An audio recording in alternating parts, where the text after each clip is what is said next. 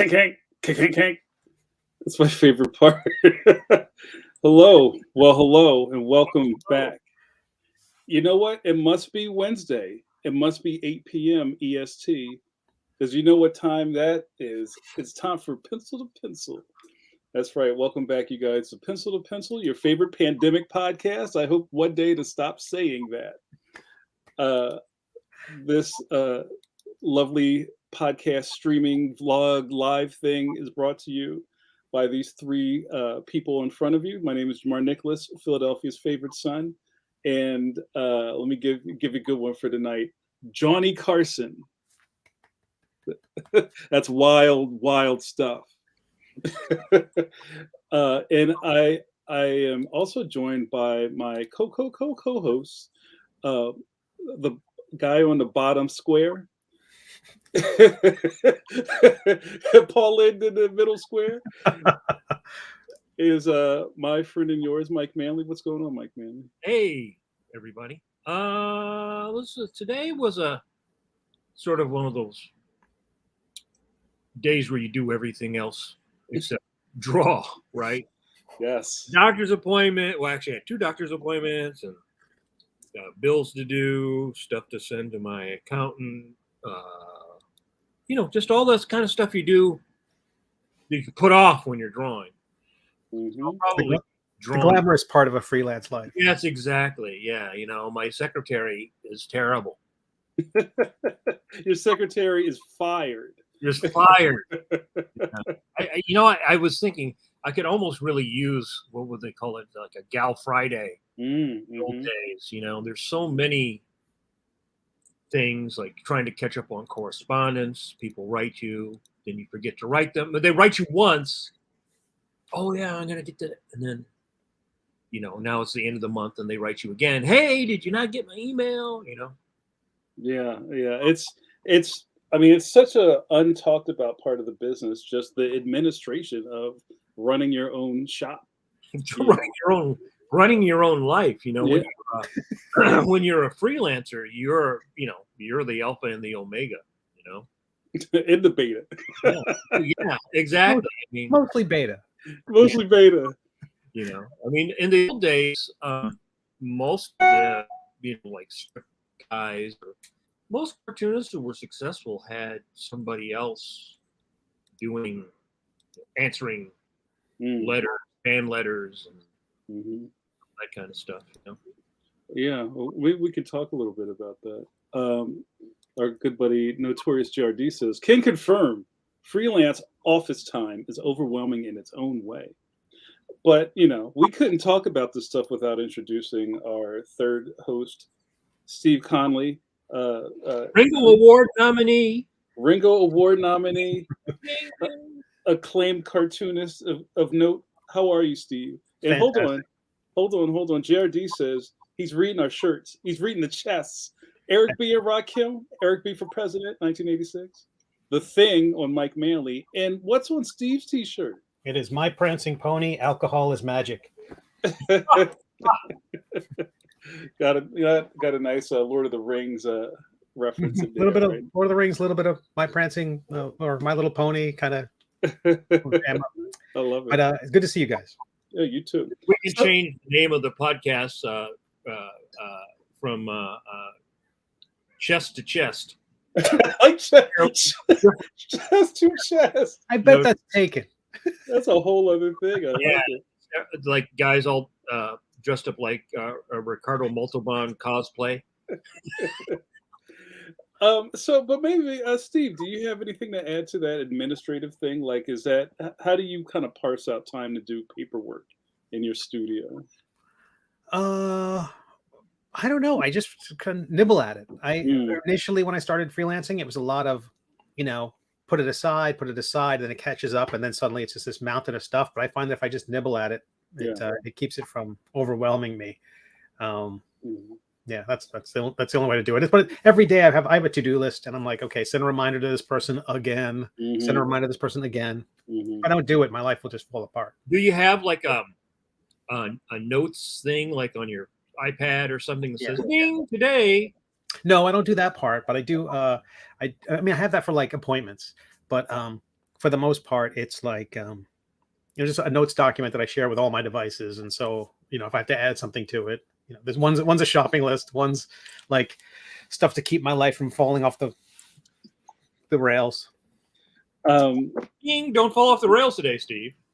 I love it. I'm about to ask the chat how they organize their lives, but let's do some rules of the road. If this is your first time joining us on Pencil to Pencil, what we're going to do here as three expert cartoonists is have a lively shop talk discussion with our guest tonight.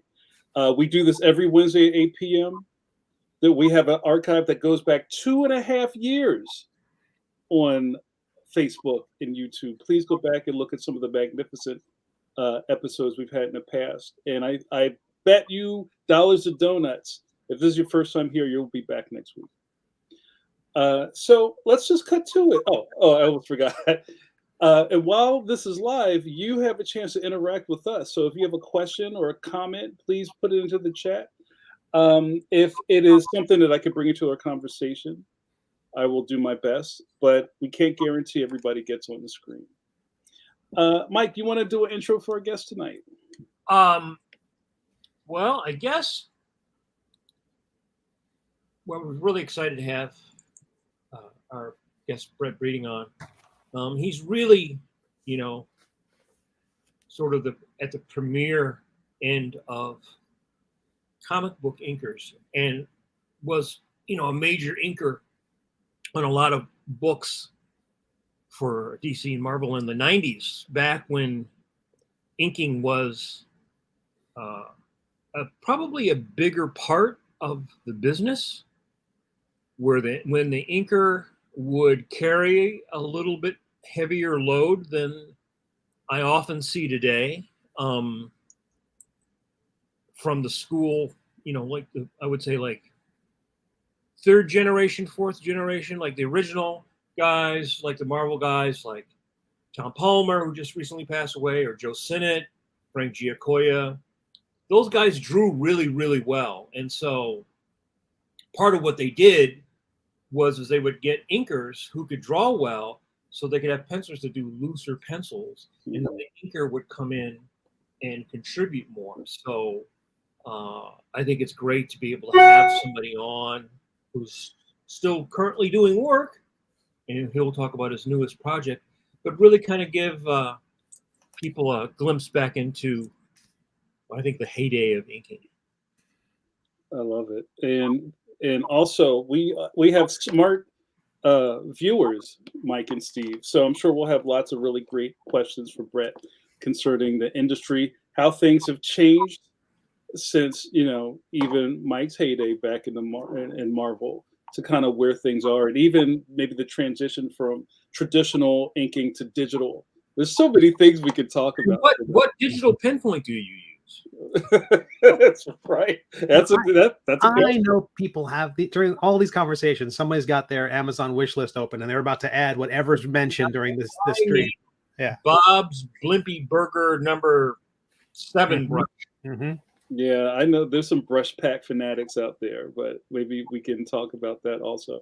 All right, we've kept him in the green room too long. Ladies and gentlemen, welcome to Pencil, our guest, Brett Breeding. Woo-hoo. Oh, hold on, I can't find a joint. All right, here it is. All right, here it comes. Woo. Freshly rendered. I don't think I've ever been live. That's Hi, right. Guys. Hey, how are you, Brett? Thanks for joining us tonight. No, fun to be here. Looking forward to it. Oh, thank you. And there's going to be a lot of questions I'm hoping for in the chat, but also we could just get started talking about the business. Mike, do you want to maybe start off the first round, and I'll monitor the chat, and then I'll jump in a little later. Okay. Well, first, Brett, why don't you kind of walk us through your introduction into the business, how you got into the business and everything, and maybe a few things that maybe you were told or you learned in the business when you started that you still use today. I'll give you an example. I met Giordano right when I first started, and I remember Giordano told me that if I learned to draw faces and hands well, I would always be able to find work. And that's actually true, because work is not just comics, but illustration. Mhm. I actually heard something very similar from him. Also, he was the one person that encouraged me to use whiteout. Whiteout was your friend. Of course, back in those days, we had Snowpake, which was Right. wonderful whiteout. I still have a jar upstairs from the old Marvel days, but it's dried out. I don't know if I can reconstitute it. I use this now. Can you guys? The manga white. Yeah. What is that? Deleter? I'm gonna have to screen capture this and get some of this stuff. Yeah. The numbers denote kind of like the thickness of it. There's like 1, 2, 3, I think. Oh, interesting. See, that's even as a professional, I'm always asking other guys in the business, especially in this day and age, well, what ink do you use? Well, what brushes are good? Yeah. You know, whiteout, I've gone through so many different ones, and if they cover well, you can't work over top of them. If you can work over top of them, they don't cover well, or they chip off, or, and Snowpake, I've got pages from when I started my career that have Snowpake on them. It's still white and it's still solid. It's like, I don't know what this stuff was. Whatever it was, obviously, it was radioactive or something. That's why the government said they can't make it anymore. They sell it anymore. But it was wonderful. But I should have asked, you said, oh, let's talk about the business. Does that mean profanity's allowed on this station? You can work blue. Yeah. We'll put whiteout on it later. Yeah, there you go. There'll be a lot of bleeps. I started out wanting to do, my first comic book was Space Ghost. I guess it was a Gold Key comic. God, I wish I still had it. But I loved the show as a kid. I was one of those kids that you couldn't get me out of bed for your life on a school day. My grandparents raised me, and she was always fighting with me. I had to be up and out the door at 8:05, and she couldn't get me out of bed. And I was like, I'm coming. Boy, on Saturday morning, I was downstairs in front of the TV at 6 a.m. without a problem. And so Saturday morning cartoons were big for me back in the 60s. And so when I found that comic book at a little mom and pop store around the corner, I kind of got hooked. And I got a lot of things back in that day, like, the hot stuff. And I'm trying to think of some of the other stuff, the more cartoony things, but a lot of the Hanna-Barbera type stuff as well. And I don't even remember what my first comic book, Marvel DC superhero type comic book was. But once I discovered them, it was all about the artwork. I would look at them. I didn't read them initially. And then I found myself reading as I went, because I was getting drawn in, to the pictures, because back in those days, guys that drew comics could tell a story if there weren't any pictures in the book or not. And that really drew me in. And it was such a rich experience. So I started collecting comics, and I was probably about 6 years old, 7 years old. And I had introduced my cousin. We would get together holidays and stuff to comics at the local comic shop. And we started reading them together and drawing our own stuff. And, he would write, but, we would draw together. And at some point, I just remember on a Christmas visit, laying in his living room, and I says, I want to do this. Wouldn't it be fun to draw comic books? I mean, and the comic books that I was really into at that point, getting into, were John Buscema's Avengers. Wow. And by the time Tom Palmer came on with him, that's when the light really went on. And I ate that stuff up. I just loved it. And that became kind of the guiding light of my career. I mean, they've been my two biggest, I don't know if influences is necessarily the right thing to say, but certainly inspiration. That's what I've aimed for. I've gotten close with Tom on occasion, working towards his stuff. Of course, I started out working for Bob Layton as a background man, and it was joked about, Jim Shooter used to call me the little radioactive something clone back in those days, because I could ink Iron Man like Bob did, and I would sometimes ink some of his little figures in the later days of working for him. But then when I got away from him, I was working for Joe Sinnott, who was always a favorite, but a different school from the school of Klaus Janson and Tom Palmer that I really was drawn to. I like that heavier lighting, and I like that thick and thin. And Joe was very consistent. You know, Joe had he was the old school like Giacoya and the feathering inkers, as I used to call them in the early days, as opposed to like the Adams realistic scratchy inkers. Like, you know, I don't know if that's a fair way to put it, but you know, the Klaus and Palmers and stuff. I always thought of it as sort of being Sinnott was like Raymond, and the other guys who came from Drake, which came from the later version of Raymond, like the I can see Rip that. Kirby, the Rip Kirby, you know, when he was doing the pen and ink style, but the earlier style was, you said, was all that beautiful, just immaculate, beautiful feathering that Joe, working for Joe was like, I ended up working for him at some point while I was still working for Bob Layton. Bob had moved to upstate New York, not too far from where Joe lived, about the same time that I was doing backgrounds for some of the editors at Marvel. Bob started taking me up to Marvel, and I got to meet people, and they started hiring me. Al Milgram and Louise Jones at the time, Louise Simonson now, hired me to ink backgrounds for their artists. Al actually used me on his own work. And my very first screen credit, comic book credit, is in Amazing Spider-Man 208. All that I did was the backgrounds. I had no idea he was giving me a credit. He was very generous. But he asked me to do it, I believe, because I had a lot of familiarity with working over John Romita Jr.'s pencils from Iron Man with Bob Layton. And so the splash page to that issue is Spider-Man swinging past a very detailed full-page splash of the Brooklyn Bridge. So I got to ink that, and it was a lot of work, and it was in the other pages. There was a lot of backgrounds there, but you know, Al didn't have to give me any credit. And I didn't realize it until I got a copy of the book and I saw my name, you know, hand lettered there. And I mean, it wasn't even a disclaimer like background. It was just, I think, inkers Al Milgram and Brett Breeding. And for my name to first appear in an Amazing Spider-Man comic was like, holy cow. Because when I was a kid and I wanted to get into comics, I wanted very specifically to be a Marvel Comics artist.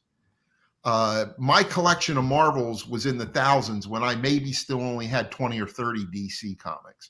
Wow. I had a hard time getting into a lot of the stories because it was like, oh, can Lois cut Superman's hair? Or a dream sequence? Or it was some, you know, it was like, and I got a subscription at some point to Brave and the Bold because I love Jim Aparo's artwork, and Justice League because I liked team books. You know, my affinity for the Avengers, I think, carried through. And then I would, at the store, if I saw like something in Garcia Lopez, you know, generally it was his covers. I'd buy it just for the cover. But then I did a few other things here and there, but I was not a DC collector. So it's very ironic because I started my career there. Marvel wouldn't take you in those days, really, unless you were something really special. They wanted you to break in at DC and let DC kind of, you know, get you going, and then they would steal you, which is exactly what happened with me. And then I worked at Marvel for like 6 years or whatever, and I ended up back at DC, and that's what I'm known for. That's where the bulk of my career is. And, you know, I was 10 years on the Superman title. Right. So why don't we back up a little bit and sort of like break out, like you getting in and starting to assist, you know, Bob and assisting Joe, and like what were they, or, you know, working in the bullpen, what would each guy say, like, this is my style, or I want you to do this? Would you observe how they worked? Would you try to use the same pen point or the same brush? Because each guy has their, you know, their tools. Well, I went to Votech High School for commercial art, and I was always pestering the teacher for, anatomy, which, I thought I learned to draw comic books. Instead, we ended up drawing skeletons. And you didn't learn a lot in school at that time that had anything to do with comics. Where was Votech? Where was it? Delaware, Del Castle Technical Vocational High School. Gotcha. And I learned how to paint signs. I paint highway billboards and truck lettering, and I learned to work in a dark room and how to run a printing press and do type, everything you could think of, color wheels, type, where one of our things we had to do was cut a newspaper article, pick a newspaper article and cut it into individual lines and paste it up on different, maybe it was a 1/4 of an inch, maybe it was an 1/8 of an inch, so that the whole article was pasted up individually, lines perfect. That's how you got your grade. Wow. And it was tedious, monotonous work that was nothing like what I wanted to do. And so, but I was always taking art related classes, anything. And if it related in one way or the another, I figured, somehow or another, it's all going to fit together. It's all going to come together. So when I graduated high school on the 8th of June, there was a local comic book convention here in Delaware on that weekend, the 10th and 11th. And so that Saturday morning, I went down, and the two main guests were Bob Layton and David Michelini, who were just on Iron Man, probably less than a year, 6 months maybe.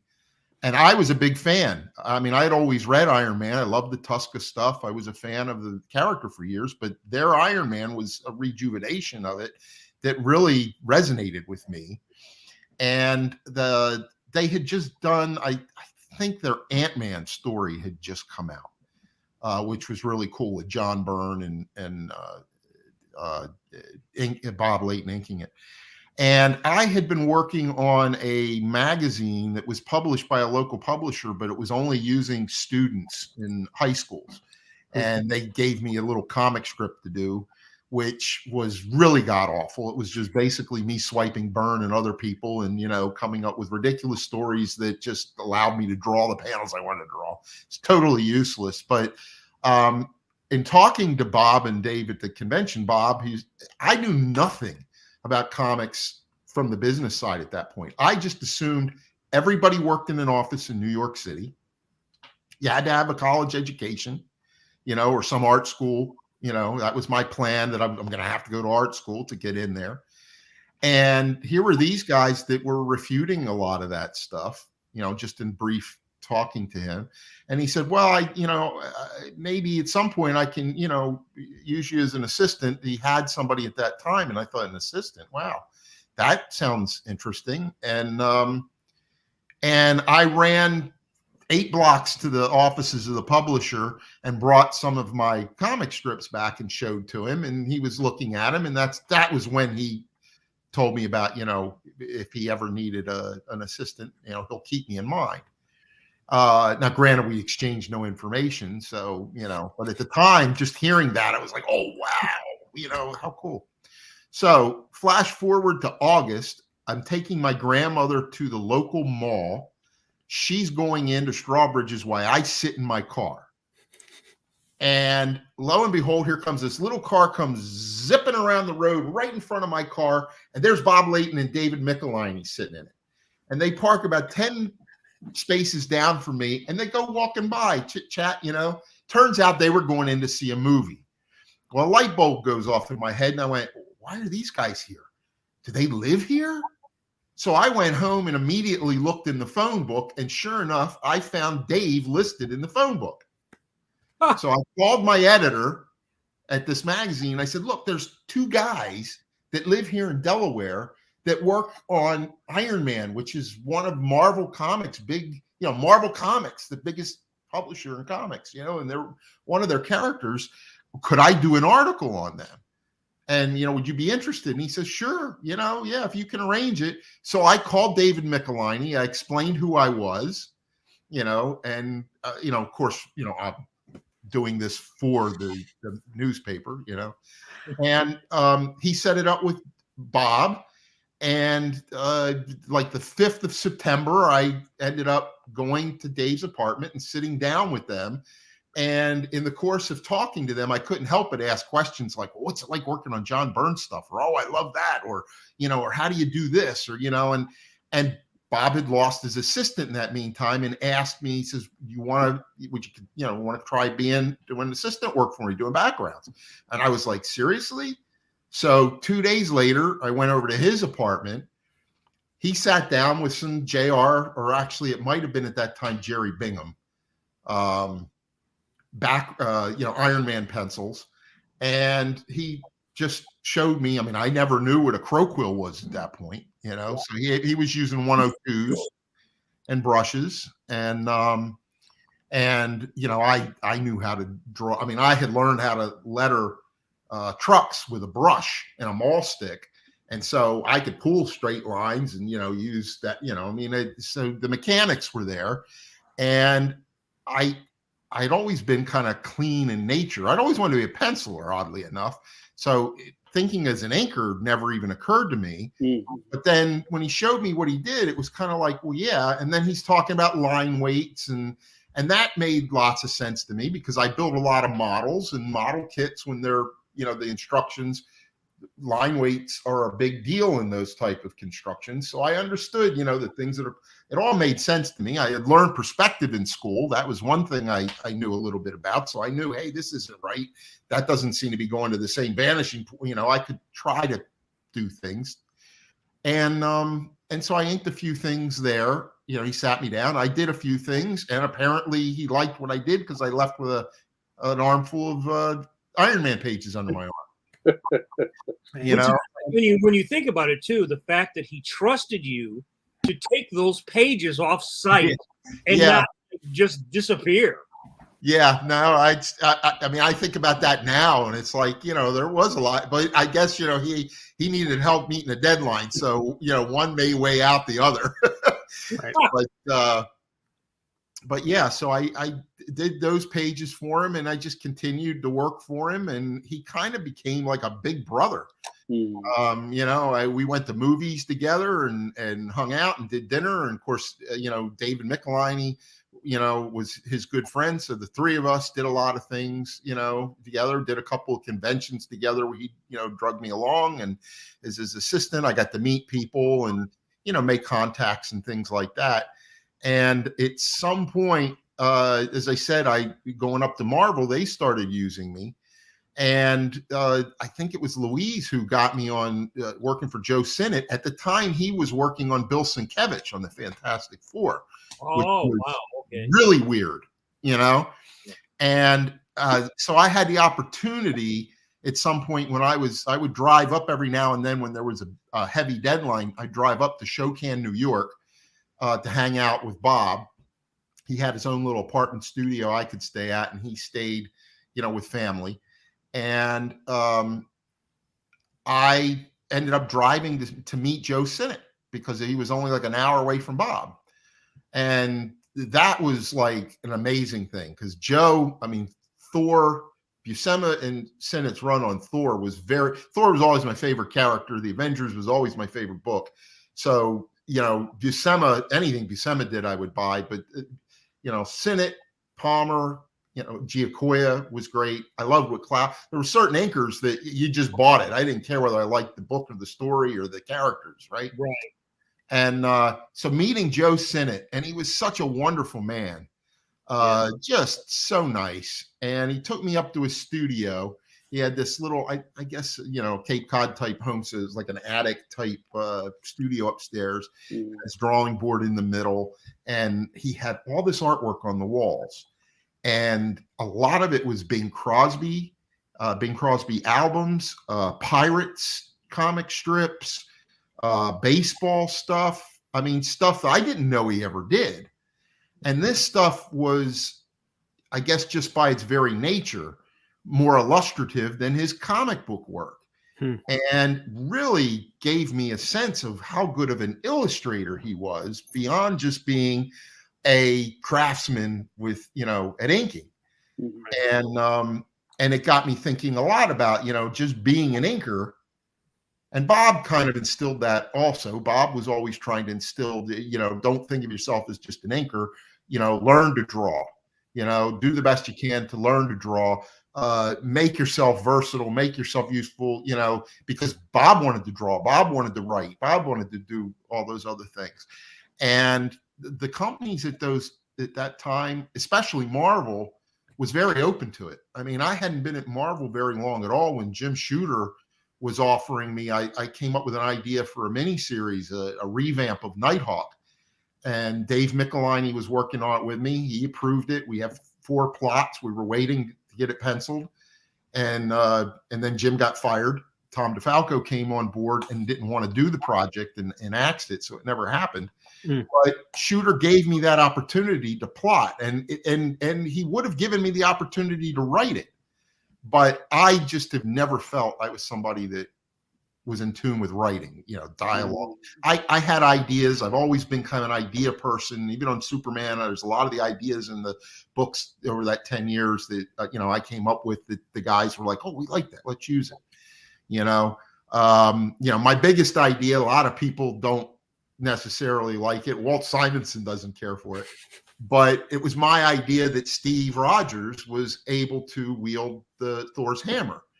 And we introduced that in Thor 390 because we were doing this story where the two of them were, Cap and Thor were fighting this Egyptian horde, army. And Thor gets overwhelmed and he's separated from the hammer. And I'm like, of all the people in the Marvel universe, wouldn't you think Steve Rogers would be worthy? And Ron liked the idea, and he says, "Yeah." So he pitched it to Tom, So that's my big contribution to comics is little ideas here and there. Everybody erupting in the movie theater during Endgame. Yeah, and I sat around waiting to see if I got a thank you for the biggest moment in the movie, and of course, nobody, at Marvel knew I had anything to do with that, and so no, I didn't. But that's a different story. Well, Brett, hold on, Brett. Before we go any further. So that story where you were in the mall parking lot and you saw the guys zip by. Yeah. How old were you? Well, I just graduated high school, so 18. I just turned 18 like the week before. Oh, in the parking lot, I turned 18 like I was 17 when I met Bob at the convention. I turned 18 a few days later, so I was 18 in August. Yeah. One thing that I always kind of stick to when we interview is just everybody's origin story has to do with a little bit of opportunity in just jumping off the cliff. Like think about what would have happened if you didn't go home and get the white pages. There's a lot of things, the serendipity, but as a kid, I remember someone telling me that, you make your own luck. Yeah. And the other one is, and I've had a lot of people, because when I got hurt at some point in the 90s and started doing wildlife photographer, I had a really big wildlife photographer in the world that I started doing things with, and he was really influential on me. And he would say the same thing is luck favors the prepared. Yes. And the thing is, there's a lot of people out there. I was just talking to somebody today about an artist that's always out there, complaining about what everybody else is doing and his career isn't what he wants it to be. But it's like, well, what are you doing for yourself? Right. What opportunities are you missing? Not because the guy you think sucks is getting everything, but because you didn't do something. It's a lot easier. I would rather fail having tried something, and I've done it a lot, than to not do it at all. So even back then, it was like, well, what could it hurt if I call? He could say no. Yeah. But he didn't. If I ask these questions, God, it's going to look like I'm really being an opportunist, and that this, the article isn't the real reason I came here. Well, it wasn't the only reason I came there. I mean, I did the article, I wrote it, I was happy with the way it turned out. I still have copies of it, but I also, had my own personal motives. So, you can't let those little things slip away, and you have to realize them, because there's stuff that it happens even recently. Things like being in the right place right time. It's just like kismet or something, you know? Well, I always say, I remember having this conversation actually about this kind of thing with Tom Palmer a couple years ago, the last Baltimore con I was at, that what a lot of people think is luck is actually the preparation meeting opportunity. And, opportunity could be like right here, but you're like that. You're turned away from it. Or maybe you have a really bad attitude. Yeah. And so you turn people off. And so like maybe something could have come from that, but you're not ready for it, or you fumble the ball, They always say what you need to be, 2 or 3 things, like you got to be a nice person. You have to be like on time. If you're even just like those 2 things, even if you're not the greatest artist, that still is going to give you more opportunity than if you're angry or arrogant. If you're good and you're arrogant, or you're an ass, people, they're not going to go to bat for you. Well, I will say that as I sit here, I mean, I'm amazed. If it weren't for the death of Superman, I don't know if anybody would be talking to me right now. I mean, that was a very popular thing, and it continues to be. But I really screwed up my career, because if I go back and I look at the stuff I did early in my career, working with George Perez on, Justice League 200 and the first Cyborg issue, and then when I went to Marvel, introducing the West Coast Avengers with Bob Hall, and doing the first Hawkeye mini series, and doing the introduction. I was penciling covers on Avengers like my first year there over other people's sketches, and they're rough when I look at them now. That it's like, boy, I could do them better. But it's the introduction of the new Captain Marvel, Monica Rambeau, and so I worked on a lot of key stuff at Marvel. Thundercats. Oh boy, has that become a big one at conventions? It's like, does anybody remember that? And I get them constant. I'm like, I can't believe it. So I couldn't. I had struggled with deadlines, and some of that is, Bob had issues, and I think a lot of people do. I mean, the guys like Joe Sinnott, who are machines, and it just amazed me. Some of it was I wasn't disciplined because I was so young. But a lot of it was confidence. I would spend so much time at the beginning of a job afraid to put down a line or to just get into it. Right. Because I wanted, and a lot of the stuff I was doing was breakdowns, because Joe Rubenstein at a very early point in my career took me under his wing back when Marvel was still at 575 Madison. The original offices I went up. So it was very early in my career, and he saw what I was doing. He'd take me out to dinner. He'd take me into the bullpen and sit, and he'd give me art lessons, anatomy lessons, drawing lessons, and it was it was more instruction than I ever got from Bob. And certainly more instruction regarding comic book work and technique and tools and things. And he tried to instill confidence in me, like, just do it, try this, try a brush, try whatever. I had control, but I was afraid to do stuff with a brush. I just do as much as I could with a pen, And then I'd get to the point where I had to get going. And then I'd be at the end just putting in the hours. Yeah. I'd always be a few days late. I was never a guy you couldn't get on the phone. I was never a guy that ignored my editors. And I've worked on books where other people were that way, and I could see it drove editors nuts. I can't, 2 weeks, I don't know what's going on, if he's got pages or not. I call and take my medicine and say, look, I'm trying, I'm going to finish it, but I had a real hard time with it. And that continues to this day. I just passed the 43-year mark in this business, and I still sit down. I'm doing it right now with a job. I just started back to work this week. And I'm like, I don't want to screw it up. I don't want to, I want to live up to the pencils. It's some stuff by Ron that's, very tightly drawn. And, Ron's full pencils, it's like, you would think it's easier, but it's intimidating.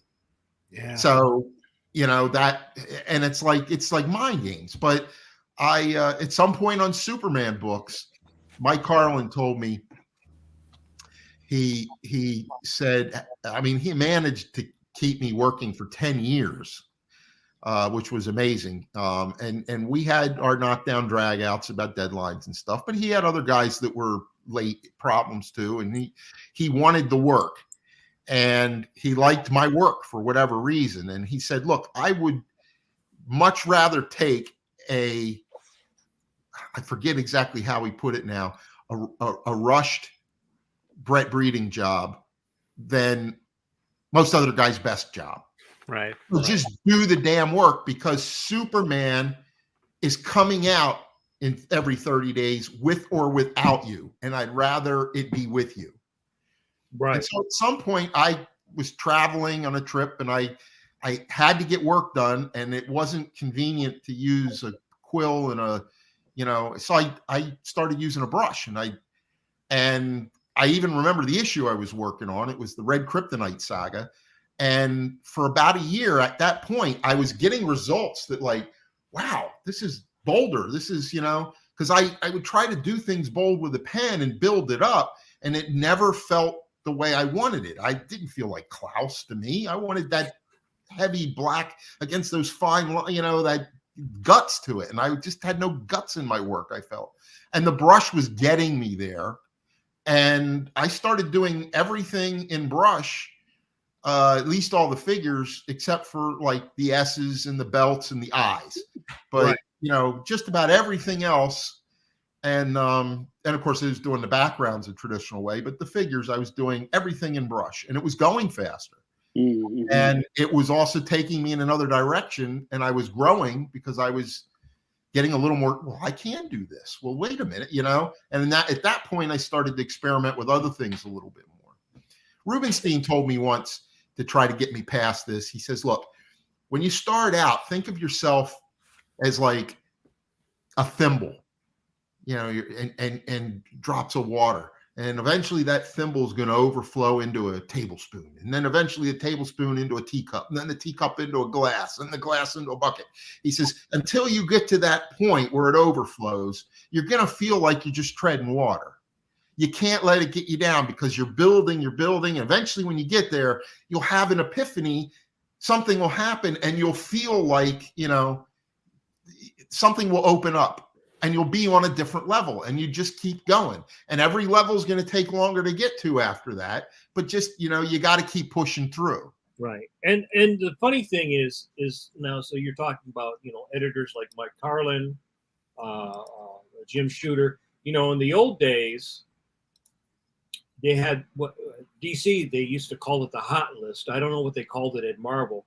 And the hot list was when you were 12 weeks away from shipping the book into the stores, right? Mm-hmm. And so the closer you got, like if you got down to like 10 weeks or 8 weeks, they would be really riding you like a horse, like the Pony Express, they'd ride you in and you'd collapse and die, because there were so many more steps.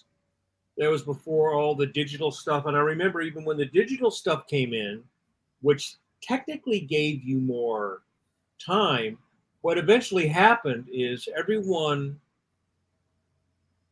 like when I started, a little bit probably after you, in the mid 80s, it was 12 weeks.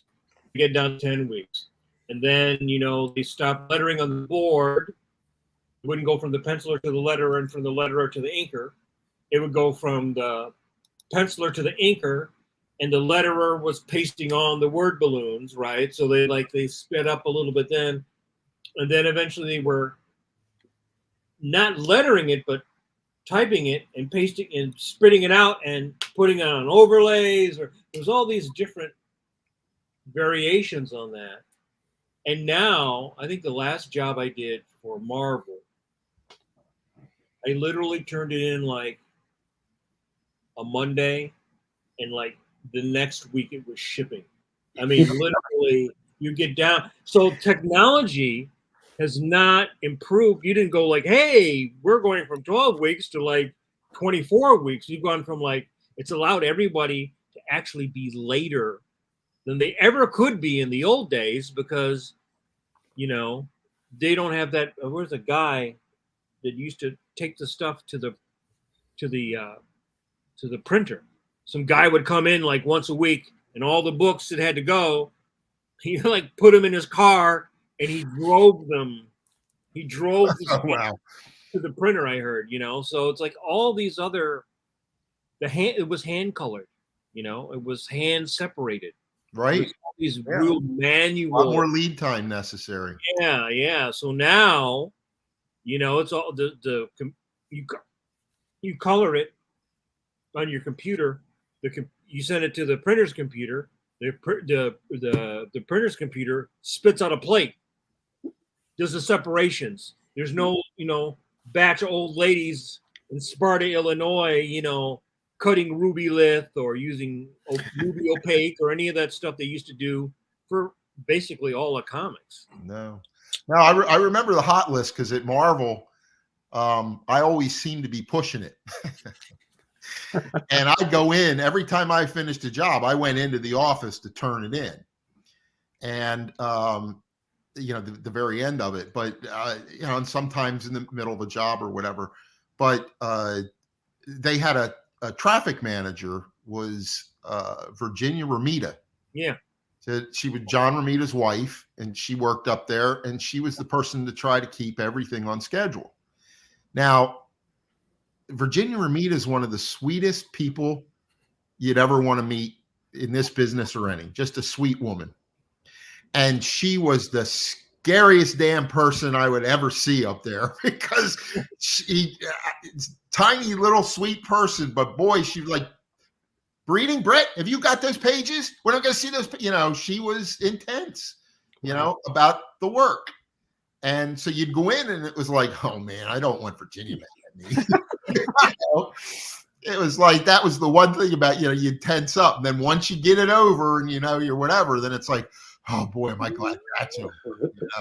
So did you, talking a little bit about tools and stuff, when you were like working for Joe, did you use the same brush that Joe did or the same pens that Joe did, as opposed to working for Bob? No, I 102 quills. Matter of fact, Bob, in the course of working, his style, and you might notice it when you go back and look at Iron Man's, happened while I was working for him. He was doing a lot of the early Iron Man stuff, a lot of heavy brush and outlining and stuff. And then when JR came back onto the book, because JR left and then Bingham came on, and I can't remember if there were any other pencilers.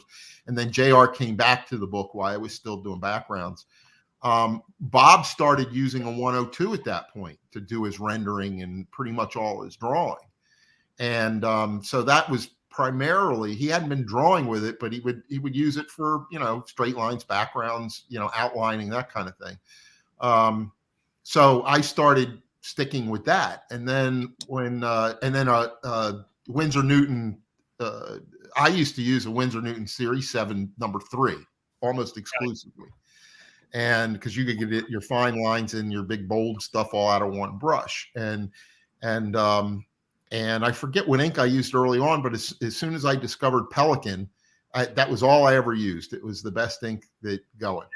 And Joe also used 102s and brush, but never did anybody I work with indicate there was something specific they wanted me to use, but they would show me the things they did use. Because I'm I have guys asking me this at conventions all the time, and I says, I don't think the tool matters. I says, I feel I can achieve the same line with any tool. It's just how easy, or how, like with a brush, a lot of guys use #1 brushes. And I'm like, but then when I want to bear down and really slap and get these real meaty, feathered blacks in there, I feel like I got to draw them in or build them up. Whereas if I got 3 filled in, I can do that thin line, and then all of a sudden, bang, bang, bang, and I can do it. Or Rubenstein was the one that got me to experiment with pen points, and he got me using 103 mapping points, which were slippery as hell. But they lend themselves to more of a Tom Palmer type line than a 102 does. Right. And so when I got onto Thor with Ron, I started using the 103s. maybe a little before. And that's really where I recognize the delineation of my work, moving away from Leighton and Sinnott and more of that style to where I was more actively paying attention to Palmer primarily, but Klaus and Dick Giordano and those inkers a little bit more in my work. And I started experimenting with pens like 100s and 108s. And to this day, I will use a 102 and a 108. And then if I can find a good brush, I switched over again. Rubenstein turned me on to Raphael Kolinsky 84 fours. Yeah. And I still have some old ones that I bought back in 2012 that I've got. I mean, I've had brushes that lasted a year, because one thing we learned in high school was how to clean our brushes real well when we were, and you could make them last if you took care of them.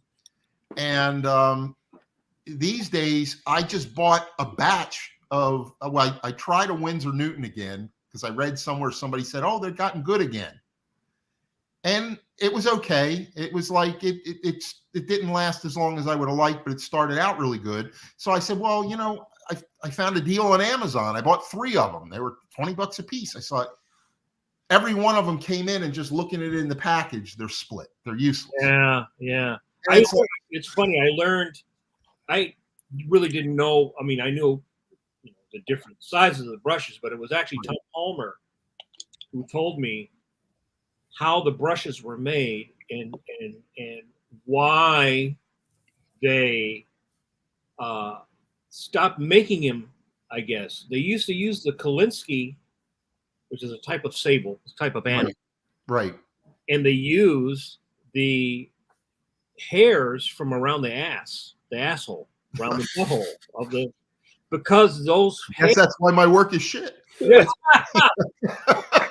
But because supposedly those hairs were stiffer or went back, you know, and so they would put the hair in there, and they had people that actually crafted the brush, right? You put it in the ferrule, the little metal part, and then they would craft it. And then everything since the 80s has, as you know, has been a continual decline, because this company buys this company, and then they stopped making it in Russia, or they started making it in China. Right. That's what happened with the brushes. That's what happened with, they stopped using the Kolinsky, the old Kolinsky hair. That's what happened with Pelican ink, because the old Pelican ink had shellac in it. Shellac, like if you go to the hardware store and you buy clear shellac. Right. All right. That stuff is considered to be like a hazardous material. But what it did is it made the ink lay down real even. So they changed the formula. So that's why even if you buy, supposedly you still buy the Pelican, and I bought a little thing of Pelican, it's not like the old Pelican. It just, you would have to learn how to make your own ink. Which I've thought about. Specifically about Pelican, when I got hurt and was out of comics by like the end of 1999, and in 2005 DC Licensing called me up, wanted me to come back and do work for them, and I was like, okay, well, I used to buy Pelican by the big quart bottles, right? So I had the quart bottle in my closet, and it had separated. I couldn't, get it. I thought, damn. So I went and I got a bottle of Pelican. Local, the only thing I could get was it was like water. It was horrible. And it was all I could get. And I asked Jerry Ordway about it. I said, what do you use for ink? And he said, well, the Pelican has gotten bad. They changed something in the formula. They can't sell in the US, but he had heard if you could get it in other countries, it was the old formula. So I looked around, and there was a art company in Montreal that sold it, and they sold it in the little pint-sized bottles, 16-ounce bottles.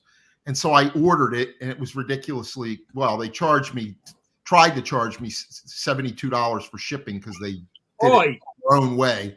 I said, it's a $29 bottle, and they used my FedEx account. And I says, look, send it the longest way possible, the cheapest. And then they sent it overnight first thing.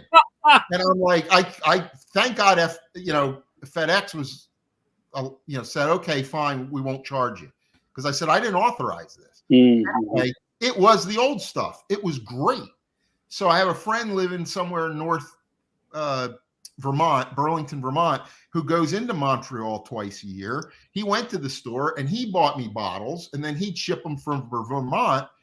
So ultimately, over this period of time, I got 3 bottles. Those 3 bottles lasted me until sometime about a year and a half ago.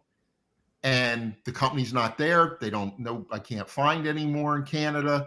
I actually called at some point Germany, where Pelican is located, and I ended up corresponding with a woman there, and she was no help about formulations or whatever.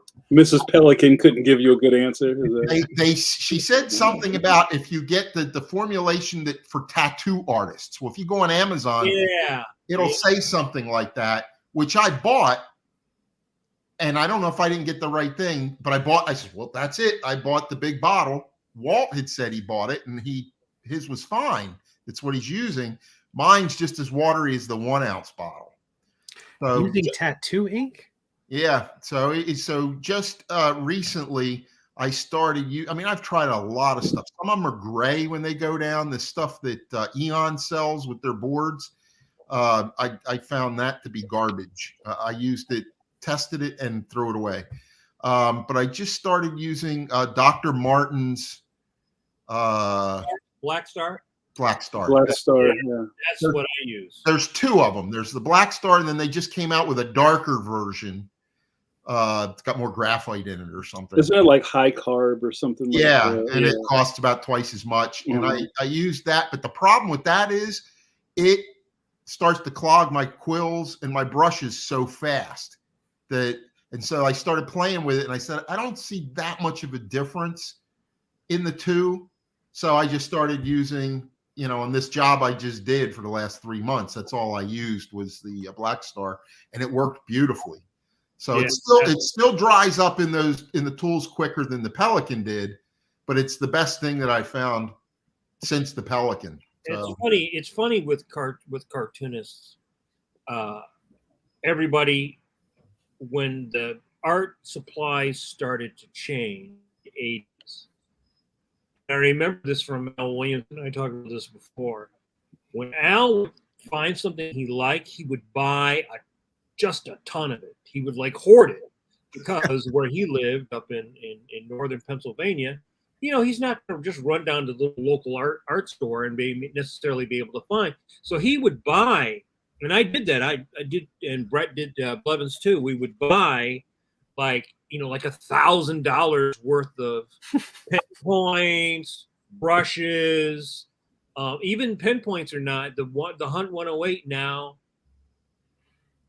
is not as good as it was in the 80s, because one of the things they did was they ran the point through a machine somehow twice, and it made it the metal is not as good, right? And so it will, since it's more flexible, it will snap more. It just wears out quicker. It's just not as good. So it's like, you're right. I suppose the old saying is a good artist doesn't blame his tools. But when you get used to a tool performing a certain way, that's easy, and then you have to suddenly find a way of a workaround, like a brush that doesn't keep its point as long, or ink that doesn't flow as well, or pen points that don't perform as well. You can still get what you want. It just takes longer. It's paper that won't let you use a quill, because that's the biggest thing I find now. Paper is the worst. And even Strathmore, top of the line, 500. If you take a 108 and you go across it, it bleeds. Well, I find that I still have a stock of DC paper from all the licensing stuff, a little bit left. They're supposed to be sending me more for a current project. And that stuff still is as good. I don't know how they have it made. I know I heard stories in the old days with Marvel that John Romita oversaw the paper, and to make sure that they roll it twice or whatever, they press it twice or this or that. Yep. And Marvel recently started this Eon paper somebody suggested I try, and I didn't find it to be any better really than the Caslon stuff I had started using. And then I heard, just recently, a couple of years since I originally tried it, that oh gosh, its name, the guy that used to do Azrael and was editor in chief at Marvel, and then No. Casada. Yeah. Casada was like, oh, he's got a big thing on their website, raving about their paper, and he loved it so much that that's now the Marvel stock. So when Marvel sends you stock, it's coming from Eon. And it is better than the stuff I bought before, but it isn't consistent, because I've had pages where I'll go over something, and all of a sudden you just get that little, like little arteries or whatever, the fuzzy edges and stuff, and it'll be in spots. It'll be like, well, why did the line stay clean when I started it, but down here it's gone all whack. So I find for things that are really important or that I want to do in pen, I'll use DC board. But unfortunately, in order, they said that we shouldn't blame our tools, but you have to find the tools that work together. And most of the paper these days, I have to use a lot of these Japanese pens. And the problem I have with them is, like, some of the ink is good, but it doesn't dry or absorb into the paper as well. So it gets on your hand, and then I end up with smudge everywhere. Sure. So and the whiteout's bad, so you can't cover it. Yeah, it's just like there's always something. Yeah. Hey, You have to go digital. That's right. Right. Yeah, well, I don't like, I actually, what a lot of people don't realize is I was one of the first people at DC. I pioneered digital coloring up there when I was on the Superman books. Nobody was really, Marvel, I think, was starting to do it, but they were doing a different process. And I had a friend that was in publishing and did stuff, and it was working with me, and we ended up taking the Superman covers. I started with the Hunter Prey Doomsday Superman miniseries. They let me do all the covers myself. And I mean, literally everything. They sent me all trade dress, logos, price boxes, what the titles, the fonts. And I did the coloring in the computer. I did it at 1200 DPI. I did the black plate at 1200 DPI, scans of the artwork. And I did the coloring at 300 DPI. Or 360, I don't remember now. And then all of the elements were brought in at full resolution, and everything was assembled in PageMaker. So in PageMaker, you could output a piece of artwork that was 1200 DPI black line art and a different resolution in the color. It merged the two. And the covers came out beautifully. They were clean and crisp, and back in those days, we had to use SideQuest cartridges. When I started, 44 megabytes was the biggest cartridge. And I would get one cover on one SideQuest cartridge and have to ship it to them. And so we had like a couple going back and forth. Okay, we're going to get this back to you in time for the next cover, because they were expensive and whatever. And then they got 88s, and that made it a little easier. But, 88 megabytes. I have files that are 5 times bigger. Sure. And so they brought me in with my friend, Mark Chiarello. We had a meeting. They wanted to hire me to do the entire line. And I was like, okay, that sounds promising. But they want me to be exclusive. And I says, well, I'm going to need to get a couple of people, I knew a couple of people that I could get to, help me. And I was taking far too long on this stuff. I still do when I do my stuff. These guys that can color a book in a week, I don't know how they do it, because I was spending anywhere between 35 and 45 hours a cover putting that in color, which is ridiculous. But I'm learning it, and the way I was blending and stuff. I mean, if you look at what I was doing, very different than the way they do it now, and not necessarily better, but it was new at the time, and I'm a little bit too much of a neat freak about everything. And computers are bad for that, because when you can zoom in, you're like, oh, I got to clean that up. And then, of course, when you print it out, it's like, there's no way you were ever going to notice that. But because you can pixel peep on that stuff, it so, I'm probably a little too anally retentive to do that full time. But we discussed it, and they wanted me exclusive. And I said, well, look, if that's the case, I'm going to need to invest in some coloring stations. And back then it was going to be, $10,000 a setup or whatever, the Apple computers and whatever. So I'm going to, I says, I'd like you to supply those to me. And then if this doesn't work out or something happens, or you decide you don't want to use me anymore or whatever, these will be your system. You can put them with whoever you want. And I'm not on the hook for, and they were like, well, I said, well, the problem is then you have to let me be able to get work other places. Right. If you want me exclusive, if the work starts to dry up here, or you change your mind, or you think look, Brett's shown us how to do it, we can now do it ourselves. And the work isn't there. I still got all this equipment to pay for, but I can't go to Marvel or any other company and sell my services. And so basically they were like, well, we're not going to do that. We will give you an advance to buy the stuff.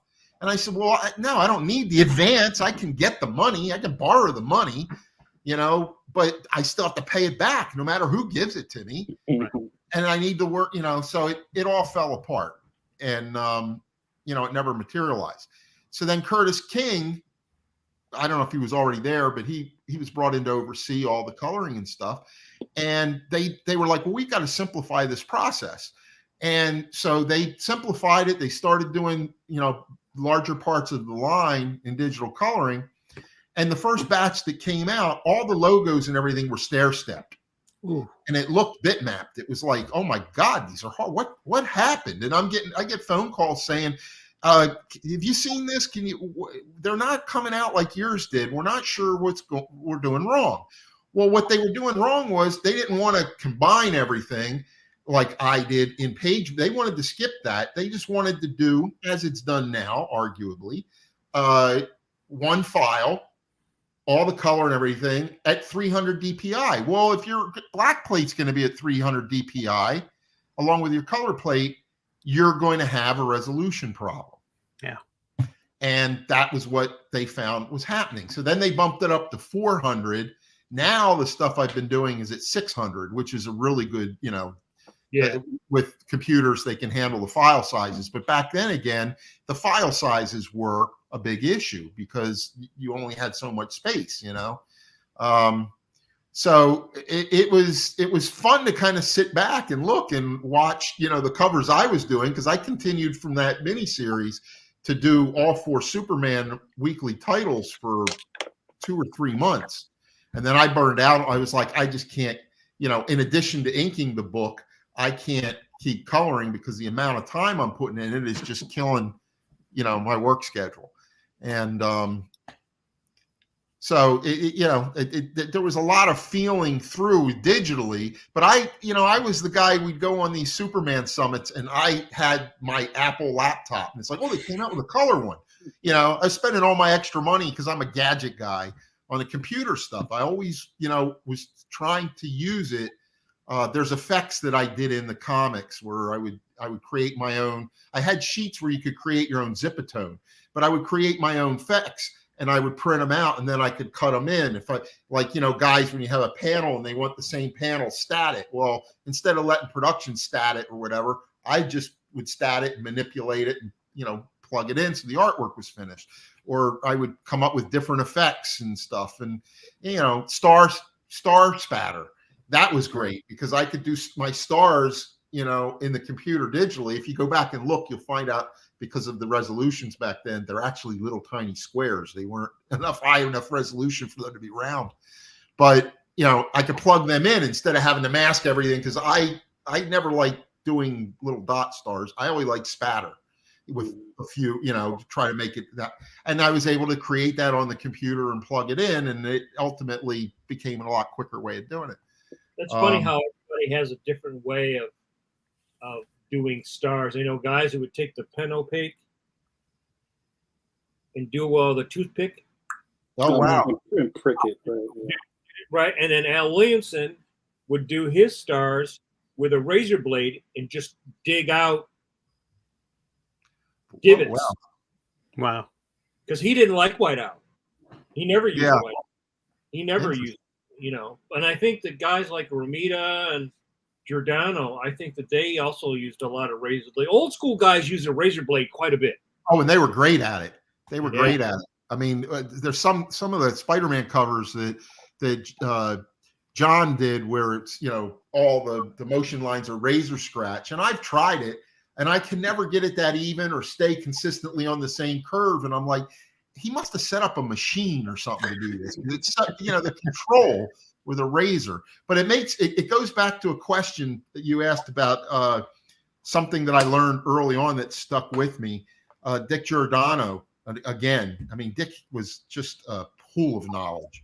I remember he did an effect somewhere and I was like, how did you do that? Because I want to reproduce that when the page was working on. He says, oh, get yourself some saran wrap, some cellophane, and put your ink on the cellophane, and then you push it on the paper. And basically what he had done is it was like dirt, somebody dirt go up, and the blobs and stuff were all, and when you put it on, it beads in different sizes. And when you smush it, it ends up making this really very organic pattern, that you wouldn't want to just draw. And, it would look too controlled. And I thought, wow. I mean, and he said, look, just, don't just think about brushes and stuff. He says, everything you have can be used to ink. It's inking's not just brushes and pens and whatever. I mean, think of sponges, paper towels, experiment with everything, because you'll find there are things that, will create different textures or effects or whatever. And I did that early in my career a lot more than I do now. I've forgotten a lot of that stuff. I know that a lot of the Spanish artists used to do, like you would see in the Warren magazines and stuff. They would do a lot of textures, and getting to know and work and spend a lot of time with Ricardo Villagrán. He would take like a towel, but a towel that had a lot of nap to it, and put a little ink on it, and then stamp that on, and would create these great textural patterns that you could put on rocks or in the sky or whatever. Those guys have a lot of different techniques, the same thing, to add texture to the, especially if you're doing black and white stuff. Yeah, use. I mean, at some point, I can't remember who it was that turned me on to doing it, but doing black smoke with your fingerprints. I don't see guys do that anymore, but I just did it recently, and somebody was like, how did you do that? Somebody was looking at a page at a convention, and I went, I just dip my thumb in the ink and just go around and the edges, and until and it just breaks it up enough that it looks different. You couldn't draw that in. It's the spontaneity and whatever of those type things that make it work, I think. So do you ink digital at all? Yeah, I've only done one piece completely digital. I was doing for several years some children's comics. They started out as iPad apps and then became comic readers for Warner Global Publishing, Superman and Batman. They're all, most of them are available on Amazon now. But all that was done digitally in the computer. I digital colored it myself. Ron Friends did the layouts. I did the finish pencils and inks, and because they had to be animated initially, I mean, we were doing it. They wanted animations like a wave flag waving, and Titano at one point waving to somebody, or sign language, and Superman taking off his glasses and then his vision coming on, that kind of stuff. So everything had to be done on. It was ridiculous. I would be fighting with him. It's like, for what you're paying me, you want Pixar, but you keep giving me stuff that's like Pixar, and yet you're paying me for like stick figures. And so I was able to negotiate some of that out, but it was interesting to figure it out. But a book that was like 32 pages would be like 256 pages turned in because of all the elements and whatever. Right. And I would take the artwork, and the buildings had to be by themselves, and all the elements that moved each figure, because figures had to move in front of, and all that kind of stuff. Right. And you had to draw behind the figures. So it was even more drawing. Yeah, exactly. Yeah. So it was like real animation. And what ended up happening was we did 4 of them that way. Only one became an app, the second one. Mm. The others became interactive. Well, I don't know if they did. They did something different with, and then finally we're just going to do books, but we still want the figures separate from the backgrounds, so they could use the figures for coloring books and stuff. Mm. Okay. We have a few questions from chat that have folks have written in. I want to jump in with some of these. Sure. Setting the tools aside for a second, we got a question about philosophy. So strap in. JRD, J. Robert Deans from YouTube asks, some inkers make a penciler's work a guide to their own work, whereas other inkers follow the pencils exactly. I've always thought you had a perfect blend of both. What is your inking philosophy? Thank you. This is actually something I've discussed a lot, thought about a lot, but I have a real issue with a lot of inkers and the way they approach their work. And mainly, I mean, in today's market, almost everybody that's inking is a glorified tracer. The pencils are so tight. In my day, I did finishes and, breakdowns. And I still do. The Superman job I did, I asked, Dan, we worked it out. I did finishes on breakdowns again. But even when you get a full pencil job, I think you need to be truer to the full pencil job without losing yourself. The idea that a penciler's work is just a guide is totally disrespectful to the other artist. They're not there working for you so you can do whatever you want. It is a collaboration. And I've always maintained that comics is a team collaboration where the penciler's job is to serve the writer's story or whoever's story. The inker's job is to serve the penciler's pencils. The colorist's job is to serve the inker or the final art, right? They all should be concerned about the story as well. An inker, you have to be aware of what's the story. If they're calling the story, this has got to be something moody, or it should be dark, and then she's coming out of the shadow, and there aren't any shadows. Then it doesn't matter what the penciler put in. Maybe the penciler screwed up. He's not serving the story, but that's a different beast. So if something's full pencils, I try really hard without tracing it to keep what's in the pencils and still have some sense of me in there, that I'm a veneer over top of what the penciler is providing me. I don't always succeed. Ron Friends likes to bust my chops. I know you're watching, Ron. And you know where I'm going with this. Ron likes to bust my chops about a particular Thor head that I changed at some point. And I was doing breakdown, but I went a little too far with the lighting and changed the actual drawing to now where he's truck driver Thor. I get teased about that. So, you've got to be careful when you're changing things. You don't change the drawing. Even when you're doing breakdowns, I believe you got to keep what's there. There are guys that do breakdowns. Well, I just went through this somebody online about Kevin Nolan's job over Dan Jurgens on the Superman Aliens job. And, oh man, that was the best inking, well, you may have liked the finished product, but what he did there wasn't inking. He just redrew everything. There is no Dan Jurgens coming through in that stuff other than the storytelling layout. And even then he's moved some things around. And I've seen other inkers that will do that. One inker, saying, well, I thought this would be more dramatic if the figure was larger on the page. And you did. Well, it's not. The penciler may have really thought about making that figure the way he did because that was the way he envisioned the story. Your job as an inker, finisher or inker or whatever, isn't to second guess the penciler. If you're doing full pencils, then you definitely don't have that leeway. But if you're doing a breakdown job, well then, okay, I got a true up perspective. Maybe that arm's not right. Maybe this would work better with a double lighting on it, or maybe this would work in heavier shadow, or maybe this, whatever. That is a finisher. That's your job. Is ultimately, I've always thought that whether you're doing finishes or inks, the final product should end up looking the same. How do you distinguish the finisher versus inks? Do you have is there a clear delineation in your mind about those two? Well, some guys will do full pencils that are, can be very open and still leave a lot of room. Other guys will do what they say are full pencils, and they're just the drawings all bad. They're, just putting in a lot of pencil and doing something tight isn't, in my mind, full pencils, right? Well, they actually had back in the day.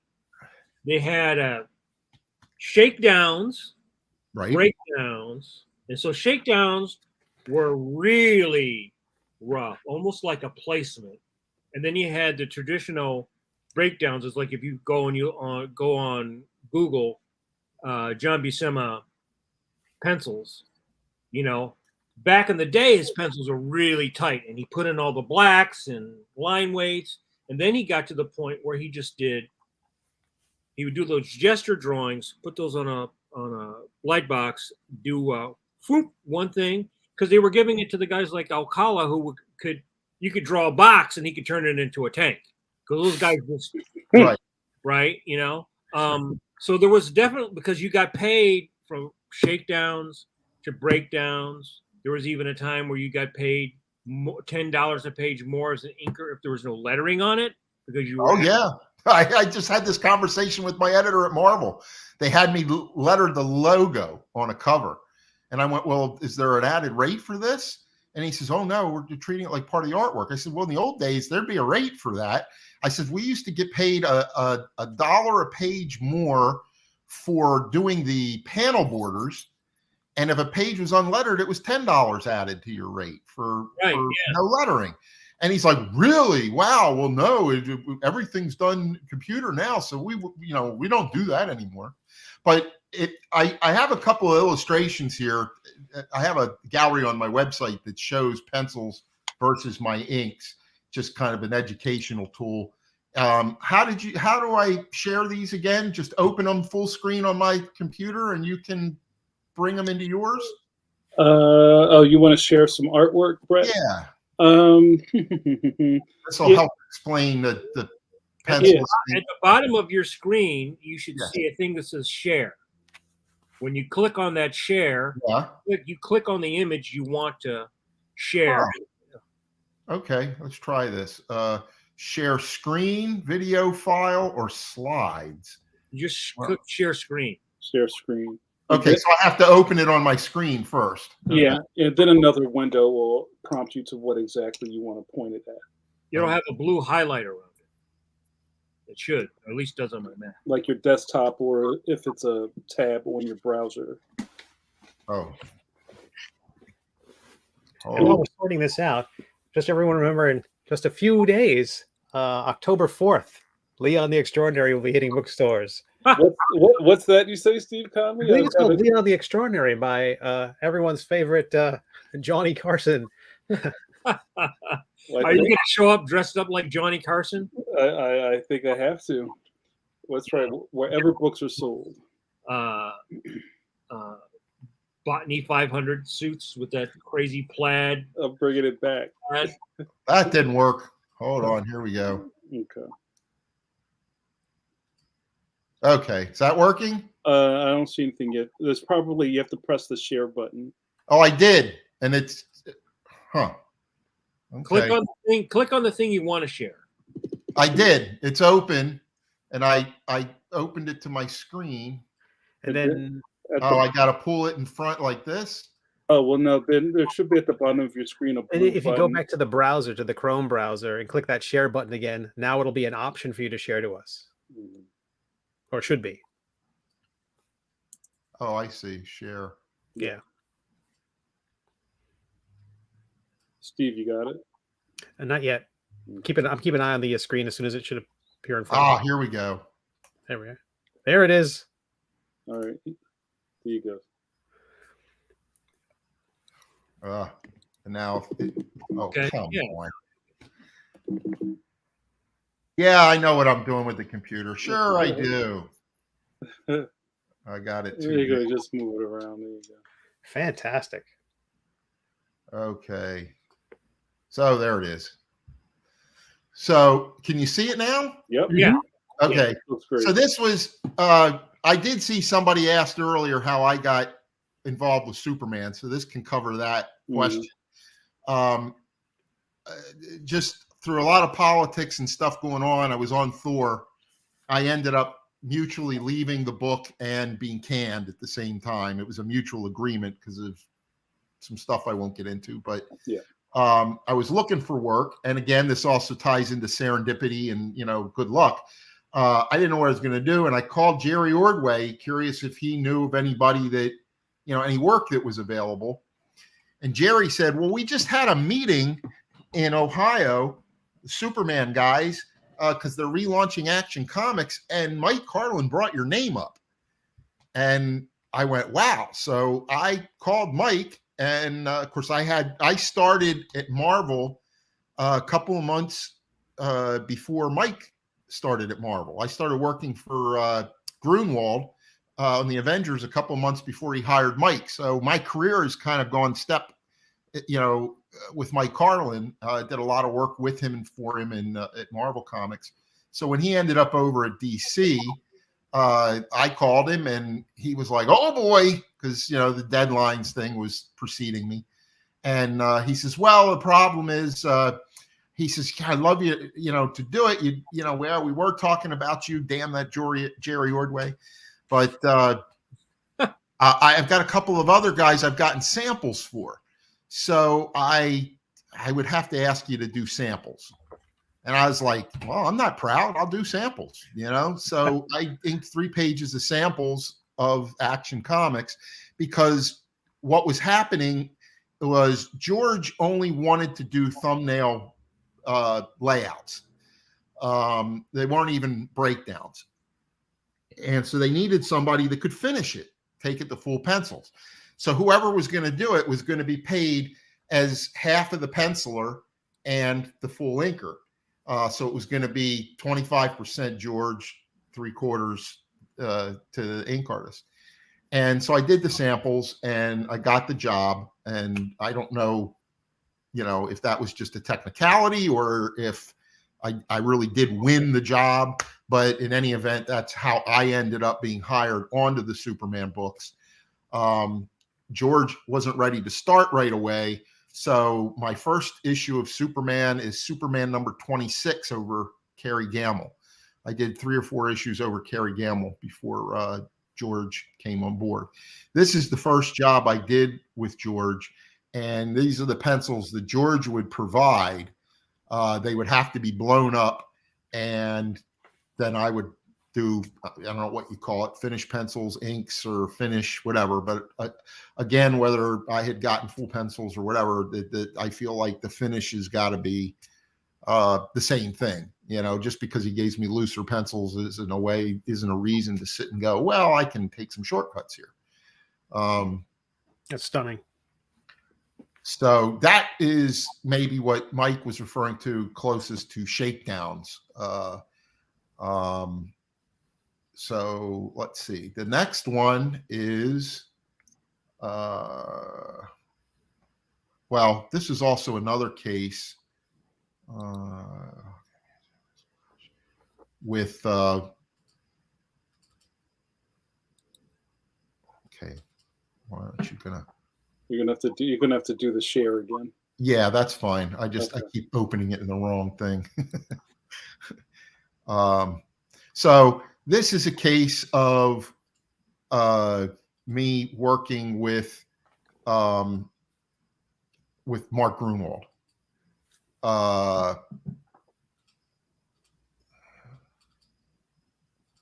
And Mark hired me to wanted to work with me on his Hawkeye miniseries. Oops. Is it there? There Yeah. it is. Okay. Looks good. So Mark was penciling it. Mark wasn't a penciler. Obviously, he could draw, but he had a lot of issues with his drawing, and he knew it. And it was the most collaborative to this day. It was the most collaborative experience I've had in comics because he gave me full carte blanche to do whatever I wanted with the pencils. Mhm. On the interiors, there were fights going on that I just blacked out the characters. I was swiping Frank Miller and Klaus from Daredevil, where they would do these scenes where, oh, well, it's 3 panels. I'll have like, light from the window illuminating them in the middle panel, and they're going from shadow into the light and into shadow. And I just started playing. And again, as far as ideas, I was like, what if Hawkeye, all those little squares on his costume, rather than just a detail, what if those things are arrowheads? Why couldn't he have a quiver that has arrows in it that don't have heads on them? Because how does he know when he reaches back there what arrow he's grabbing? Is there rail on it or what? I said, so what if he pulls out just a blank shaft and he knows, oh, I need this special arrow, and he pops it on. He loved the idea. He used it. He had Elliot Brown draw it up in Marvel Universe to show how it worked and whatever. I said, that little triangle thing on his face thing, it's kind of just, why is that there? Why not just a regular hood? I said, what if that's something that he Velcros on and off, and he's got different ones? One's got night vision lenses in it, or one's got infrared lenses in it, or something. And I even had an old bow from when I was a kid, and it was yellow, it was bright yellow. And I took it up on the train on Amtrak. I got the craziest looks, Here I am, 20 years old, 19 years old, and I'm on board with this bow. I didn't have any arrows or whatever. But I Mark ended up keeping. I never did get it back, but he used it to, take pictures, look at himself in the mirror or whatever, holding a real bow. I mean, he could have gone and bought one, but I had one. I says, hey, you want to try it? And so it was very collaborative. He really, let me be part of the book, part of the art team. And I just, with the amount of work that I was putting into it, I was already having problems, but instead of being a couple of days late, I was going a couple of weeks over, and it just couldn't maintain. So by I had some people step in and help me on the second issue. And by the third issue, I think Danny Bulinati ended up taking over. And let me see. You got another one for us, Brett? I got 2 more quick just to show you breakdowns. And I'm sorry. The viewers are loving these. So yeah, please. it's always in here for the viewers to see who does what, which is really kind of unique to American comics, because European comics, you don't really have one guy that pencils something and another guy inks something. Somebody writes something and then somebody does all the art. Now, whether you have an assistant help you with your backgrounds, it's not the American system. Yeah, the system I worked in all those years isn't the system that's going on now. I had lunch with Klaus Janson several years ago, and in the course of it, he's telling me he's up at Marvel, and there's a female editor of Spider-Man books who's in a panic because some penciler turned in a job that was really, really loose, and whoever her guy was, or she couldn't find anybody to ink it. Nobody could do this. It's like she didn't know what she was going to do. And Klaus was like, well, what have you got? And she shows it to him, and she's like, well, it's just nothing's complete. Or really, is this something you think you can handle? It's like, that's his bread and butter. They just don't even understand that that's how comics were done. Yes, he can handle it, for God's sake. Every month. Yeah, that's probably one of the biggest differences. We talked about this before. Is the gals that we came into the business with, in the 80s, are pretty much all those editors are gone now, and the young editors don't know the people that, like Mike Carlin and guys, they learned from Archie Goodwin and Roy Thomas and the people from the 60s who learned from Stan Lee. So there was a real handing off of the baton. You learn from the previous generation. And since the 90s, when the bottom sort of fell out of the mainstream, there really has not been that successive handing off of the baton in the same way, at least editorially. And one of the big differences is when the editors we worked with also worked in the bullpen, and you had that concentration of talent, writing, drawing, production. There was a lot of people who could give you an answer, or somebody who could draw something, or somebody who could show something to you. And none of the companies have that now. They don't have a bullpen like they did back in the day. No. And in the days at Marvel, when I was there, Mark Grunwald was teaching everybody. He was having, meetings where assistant editors were being taught what was expected of an editor. Right. And so this was all actively being passed down from generation to generation. People knew, what was expected, how comics were put together, how it all worked. And now there's nobody there that, I've just experienced it with the last book that I did this summer, is we wanted to have it lettered on the boards. Well, we couldn't have it done because there's no infrastructure. There's no one there that knows how to do that anymore. How to manage it, how to traffic it. There are so many things that they just don't understand. This whole project, the company people don't even know what they have. It's like it's the 30th anniversary of this. The number one selling non-number one issue of comics in the history of the medium. It's the biggest selling book DC's ever produced, and you've got all the guys still alive. Why not do this? And nobody at DC was even aware of it. They weren't aware there was a black bag edition. They weren't aware any of the history of this, and Dan was constantly like, well, why aren't you doing? Oh, we didn't know we could do that. What do you mean? It's like, well, that's how it was. Everybody knew to do it back then, and it's just, it's sad because the fact that they don't have people that, somebody put it to me recently, I thought this was a great way of describing it. There's no institutional memory left at these companies. There's no one working there that has any memory of any of the past of how comics were made or done, or, how any of the business was done. Yeah. Really outside of literally a handful of people, like maybe, Marie still remembers, and maybe Tom Brevoort, and all the people I worked with are basically gone from the business. Yeah, no, absolutely. They're all doing something else, So this is Dan Jurgens. This is the Death of Superman, the original Superman 75. Dan did breakdowns. I did finishes. In this particular page and through the first few stories, because there were 4 weekly titles coming out at the time, there was a lot of coordination going on, and Doomsday was not supposed to be revealed completely out of his environment suit until the beginning of Superman 75. That was, I guess, the way it was plotted. That was what Dan expected. Dan was always on top, ahead in his pencils. He was very fast, and he got this stuff done before seeing the pages that John Bogdanov had done. And John, I guess, wanted to see Doomsday, so he had him tear out of the environment suit within his issue. It was preceded us the week before this. And so when the pages came in from them, and he was in out of the costume, out of the environment suit, the pages in our job had to be fixed.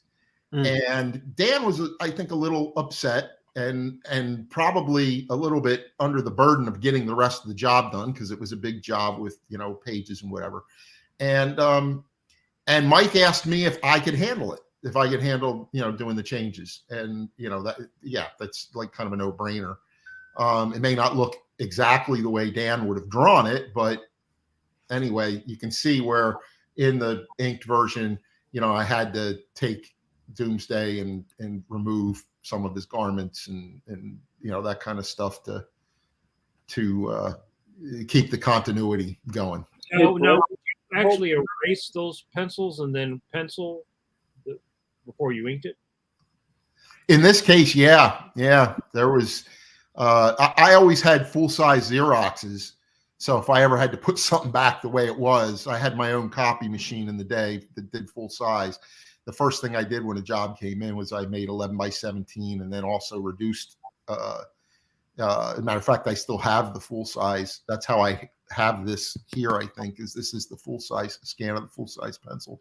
But yeah, I mean, that was, nowadays it's very different. The job I just did, I insisted on doing it blue line because it's faster for me because of the smudge and the problem with inks and stuff to not have to erase pages. Because not only do these Japanese markers smudge on your hand, but they also raise up really bad with an eraser. And you're always trying to blacken things up or fixing things. So if I can do things blue line, the only argument for it these days is the collector's market. I'm constantly hearing from my art rep that fans don't want that. They want both people on. And it's like tough. It's production. This isn't. Comics is a craft. Comics is not fine art. So we're sitting here, producing. A publication. It's got to come out at a certain time. So that's part of the standard production these days. Live with it. And it makes my job a lot easier because when I'm done inking it, I do some white touch-up paint. I scan it in the computer. I digitally will fix things and scan certain things to some extent, whatever time I have, but I don't have to erase it or deal with it. And I get a much cleaner scan.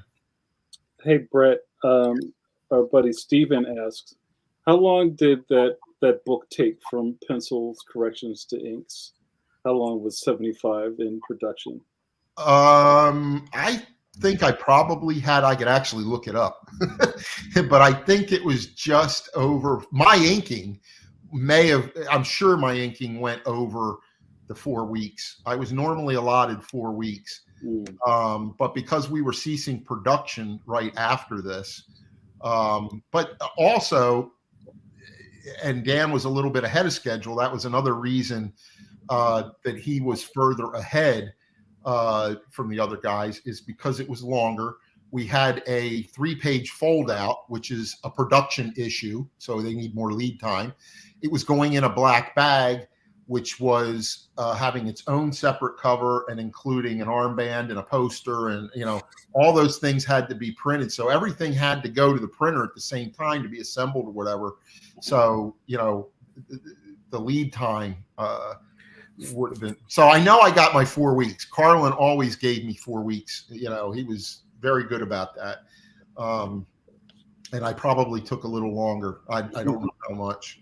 What do you miss the most about the old days? Okay. Are you ready for this? Everything. It is. There's no value put on inkers these days, or very little. Again, I said this is the first job I did for DC other than licensing work, which I've done a ton of since 2005, since 1999. I tried to get work there a few years ago. With Mike Carlin's help, he gave me the list of editors and what they did and what I should say. And I sent out 18 emails to 18 editors and personalized a lot of them, and if not all of them. And I initially did not get a single response other than Jim Chadwick. He responded the next day. Didn't have anything, but he responded. Then by the end of the first week, I got 3 more responses, and that was it. 4 total responses. 3 weeks later, I mentioned to Mike. He said, well, people are busy. Why don't you just do a follow-up? And then, and I said, okay, I'll give it another try. Another try. I got 6 responses in the first week, including one guy who was always talking about wanting to work with me, but he had nothing. Marie Javins, who everyone told me had lots of projects, was like, well, we don't use inkers anymore, really. There's not a lot of work for inkers because pencilers pick who they want, to ink their stuff. That's not something done by editors anymore. Carlin was talking to me once and telling me, not all that long ago, about one of the big problems he sees with editors these days is they don't know how to pair pencilers and inkers. Hmm. He says, you know, like, I see you being great on somebody like Tom Dernick. And I'd worked on Tom on a licensing job, and I had a lot of fun with it. I liked his pencils a lot. But editors today can't see that. And they'll say, oh, he wants somebody. Well, I was aware at the time of pencilers that were picking people that had no experience in comics. They were just their buddy, you know? And it's like, well, I got a friend that he can do it. Well, you know, I have the same problem with, you know, oh, well, we're going to hire Michael Straczynski or Kevin Smith to write this, when there are tried and true writers out there like Roger Stern and David Michelini who would love to have work, and that's their job and their profession, and they're damn good at it, and they can't even get a phone call returned, but they're running off to Hollywood to get these guys because, you know, hey, we got to get these guys in here. Whether their stuff's any good or not, it doesn't matter. They have a name. And so the way people are being picked for stuff has nothing to do with the quality of the comics they want to produce. It's all tied up in the Hollywood stuff, and, you know, I mean, the change in the character. And these days, I'm not even so sure I want to work in regular comics anymore. With Marvel, I tried again. I got no response from DC. I said, screw it. I'm not going to keep pushing this. But you are doing the Catskill stuff with Ron, right? I do a lot of stuff for Catskill. Yeah, the commission business is good, and Scott keeps me busy there. I do a lot with Ron. I do a lot on my own too. That's as I've done more and more complicated commissions, I'm getting more and more offers. One of the ones that I just did that I was really happy with, if it's in here, you said throw stuff in a folder, and then I didn't do it in anything other than a haphazard way. But you know, I tried reaching out. Well, actually what happened was Marvel got Ron to do a cover of Secret Empire. I don't know how many years ago, 2017. And he wanted me to ink it. And they're like, oh, yeah, we can, you know, let's do that. Yeah, Brett would be good. They don't think of me on their own, but okay. So I made it clear to them I'd love to do work for Marvel Comics. And I talked to the guy who was in charge of all that. And he basically said the rate they gave me, which was low to my old Marvel rate, was a special rate. And the rate they offered me was the same rate I had working at Marvel in 1988. $90 a page. Wow. I says, you're offering me $90 a page for interior work. My last Marvel rate was $155 and $175 for finishes. He said, well, we can't do that. No, that's the most we can do, 90. I said, so this went on for like 4 months, and then the guy just stopped responding to me. Then the following year, they hired me for something else with Ron. And we did it. And they said, well, we're going to set a rate for you of, well, we'll give you on these covers, it's like $130. And then, of course, they pay half a rate more for covers. So it's like, okay, I'll do that. And then the following year, another cover came through. And they kept giving me the special rate until finally someone upstairs was like, you know, and they kept sending me stuff to sign at that rate. And I kept writing them back and saying, I'm sorry, but you know, I had a rate established in 1977. I know, or 1997. I said, that's the last official rate. I sent him the papers showing it was my rate. I says, and you want me to take a rate from 10 years before that, or 5 years before that. And I know there are people making better rates than what my rate was now, other inkers. And without qualifying anything about those people, just it wasn't like, oh, we only pay people this now. Right. So I felt very crappy about it. And so I refused to sign the papers, but I wanted to keep doing the work. About every year I got to do something with Ron. And then finally a Thor story came in, 10 pages. Well, actually, yeah. No, a Spider-Man story came in, 10 pages. Ron did a beautiful job on. I was real excited to do it. And then at the last minute, Sal Buscema had the time to do it. And they were willing to pay Ron and DeFalco and Sal Buscema their old Marvel rates, but they wouldn't come anywhere near mine. So that was in June. In September, they had a thunderstrike come up. Ron really wanted me to do it. I really wanted to do it. They said they'd give me the 135 rate, and it, if I signed papers. And I said, well, if I want to do anything, I mean, fine. I was taking that with independence at the time. I thought, okay, I wanted to work with Ron. So then I called the editor and I says, but my only concern is about the deadline, because I had some travel. And I says, is there any way you can give me an extra week?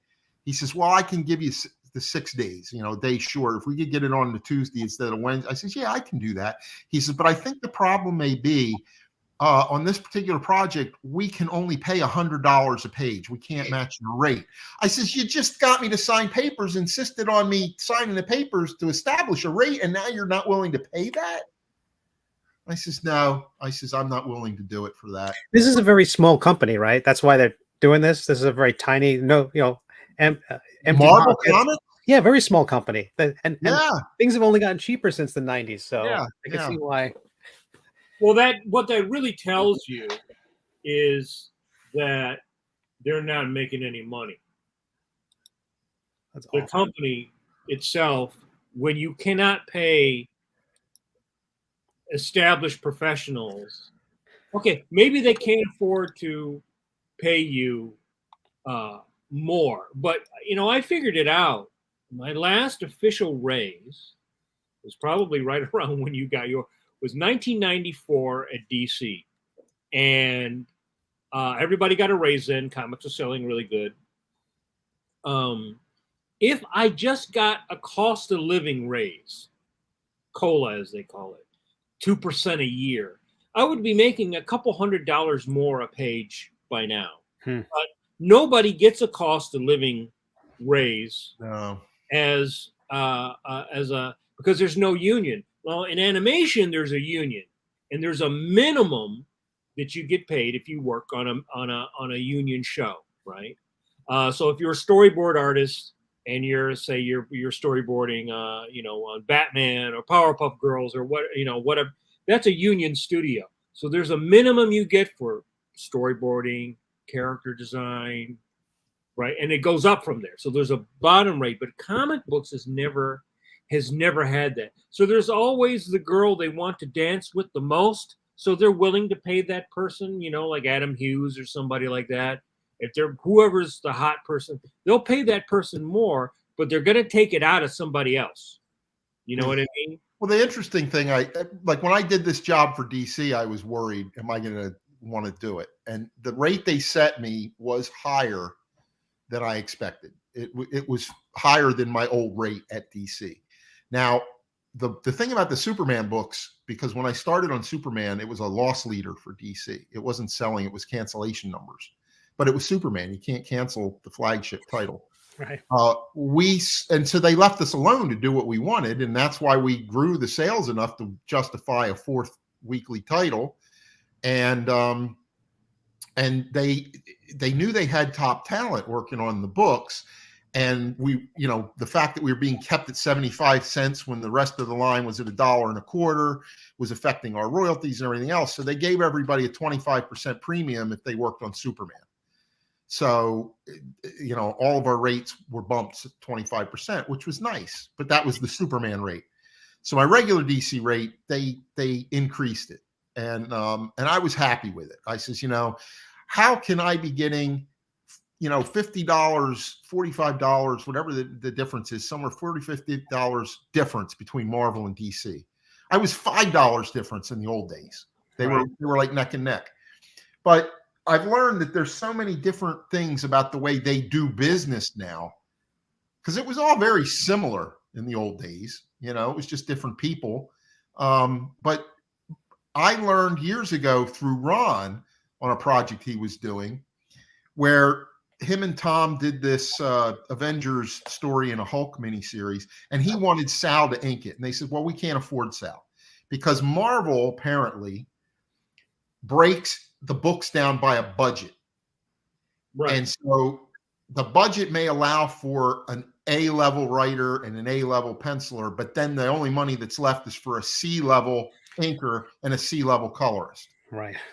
So, based on their rates. So they had to fight, and they eventually did get to use Sal, but he's been on other projects, and I'm aware of other people who've been on other projects. And I see it with Ron on the projects he gets new colorists. He doesn't get the prime colorists because there's no budget left for them if they're going to pay him and Sal to ink, to do the art on a story. So rather than give me, the rate that I maybe deserve or feel I deserve, or that's in line with people I think that are getting higher rates that are of my level working there, maybe even some people that aren't at my level that are working there, because there's a lot of them that couldn't do finishes if their life depended on it, but they're getting really high rates. And I'm getting this rate from 20 years ago, but then when they use me, then maybe we can afford a B level colorist instead of the C level. I don't know. I don't know if they're still doing that, but they had these tiers, A, B, and C tier, and everything was broken down and a book was budgeted. So there's no saying, I want Frank Miller and Klaus Janson, or let's put John Byrne and Terry Austin together, or John Buscema and Tom Palmer. That's not going to happen under this anymore, unless it's a high enough profile project, like an X-Men project, or something that they think gets a high budget. But if it's a standard book, a new book, that, it doesn't matter. They're not going to put people all together if all those people command the top rate. The people that do the book are going to be put together based on the budget and the rates those people have. Well, it's not even based upon your talent or your service or your history. It's based upon I can only buy this much meat for my sandwich. Yeah. And it's so interesting because you were talking about how it's every step along the way it's in the custody of the next person, and they're supposed to be caretakers and make it better every step along the way. You're front loading all this talent, and then you're putting it in the hands of people who probably aren't prepared to take it to the next step, which is unfortunate. So the work ends up probably not. Well, I certainly don't think most of the people in the company, I think they're more traffic managers these days than they are, true editors in the sense of the editors I grew in the business with, for all those years. Right. I am hard pressed to find anything I like more about the business these days. Possibly the idea that I can scan I don't have to rush out to FedEx, 20 minutes away, and I got 15 minutes to get there to get my package in so they have it tomorrow. You don't have to work with bad SideQuest discs anymore. Yeah. The internet, I can scan it, boom, and it's like it'll be in by the end of the day, and they have it the next morning. It's there. Brett, that's an improvement, in the comics industry. But the actually, and I've had luck working most of it through my association with Ron, friends, quite frankly, but he gets offered a lot. He likes working with me. He asks me to ink it. So it's, but a lot of independent people I've dealt with have been great to deal with. And I know they don't have the same kind of money, but ironically, quite a number of them are paying me more than what Marvel is. Excuse me. Mm-hmm. So it's like, how does that work? Because they're putting value on what I do more so than anybody at Marvel is. Sure. Now, I've been doing since last fall or last August, a year ago this August, covers. I did 20, just did the 21st cover with Dan Jurgens. So we hadn't worked together for like 25 years. They pulled us together to do a cover last year because I finally signed my contract. I did that Thor thing with Ron. And now literally within days of my contracts coming back to me, I started getting phone calls for covers. Wow. So it was like, oh, okay, now he's on our list and we can pay him, Right. I'm happy doing covers. That's great. Between that and commissions and going to conventions and the little thing here independent there, and I'm fine. I'm actually seeing retirement, somewhere down the road for the first time in my life, because I never thought I'd be able to retire. And I probably never will completely, but slowing down and not until just a few years ago, I was like, what am I going to do? I got to find work. I got to find regular work. Yeah. And now I've gotten to the point where it's like, well, I don't have to find regular Marvel or DC an ongoing title, and I don't want to. Right. You know, I don't want to work. What I just went through with DC on this book was intense for 4 months, 3 months. And I enjoyed the experience. It was fun working with Dan again. The work itself was fun. I was very vested in it because it's a nostalgia project that goes back to, you know, that period for one. But Brittany made it a great experience dealing with the company, but I didn't have to deal with any of the other knuckleheads up there that I hear about all the time that, you know, don't get it into the catalog or don't order enough copies or, you know, don't do whatever they should be doing the right way, you know, and that just frustrate you. Well, You know, you must where something and then somebody else makes a mistake that costs you and you're like, why did I bother? You know? Well, you got to make sure somebody's putting the stripes on the candy canes. Yeah. Yeah. Well, yeah, you know, you're saying something earlier about, you know, the people in charge of DC now. And I've had a couple people mention to me, yeah, well, the people that are in charge don't seem to be doing anything. They're too busy traveling all over the place. And there's nobody at home watching the store, you know, which is who you mentioned earlier is the, you know, one person that I keep hearing these stories. And I'm like, well, then why aren't they getting somebody that does know what they're doing and let them do it?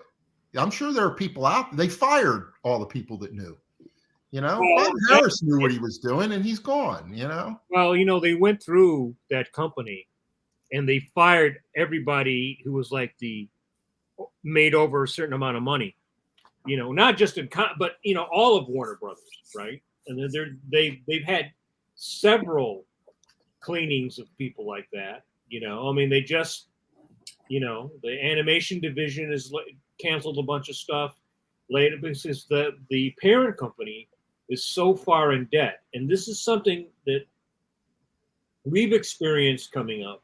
I've experienced not only in comics, but also in animation. And it's something that you don't really think about because you're concerned about the quality of your work reflecting the outcome of your professional career. But when you're working in a corporate structure, these guys could be having a meeting next week or had one today that said, well, we're $55 billion in debt and we need to axe $4 billion worth of debt by next Tuesday. And they'll suddenly do something like cancel the Batgirl film, or they'll cancel all their cartoons. And it has nothing to do with what you do or how good you've been or how professional you've been, how long you've been a professional, how many asses you saved, how many fires you put out. And it's something you don't think about early in your career because you're just so excited to be doing it. But it's something that you really have to think about always now because there's a lot more pressure. You know, when Ron Perlman bought Marvel and pumped all that debt into it and destroyed that version of Marvel Comics, that's when all the people that we worked with got shit canned. All those people one by one got fired. Then the Marvel that grew out of that is an inferior version in many ways because you basically erase that history, right? Yeah.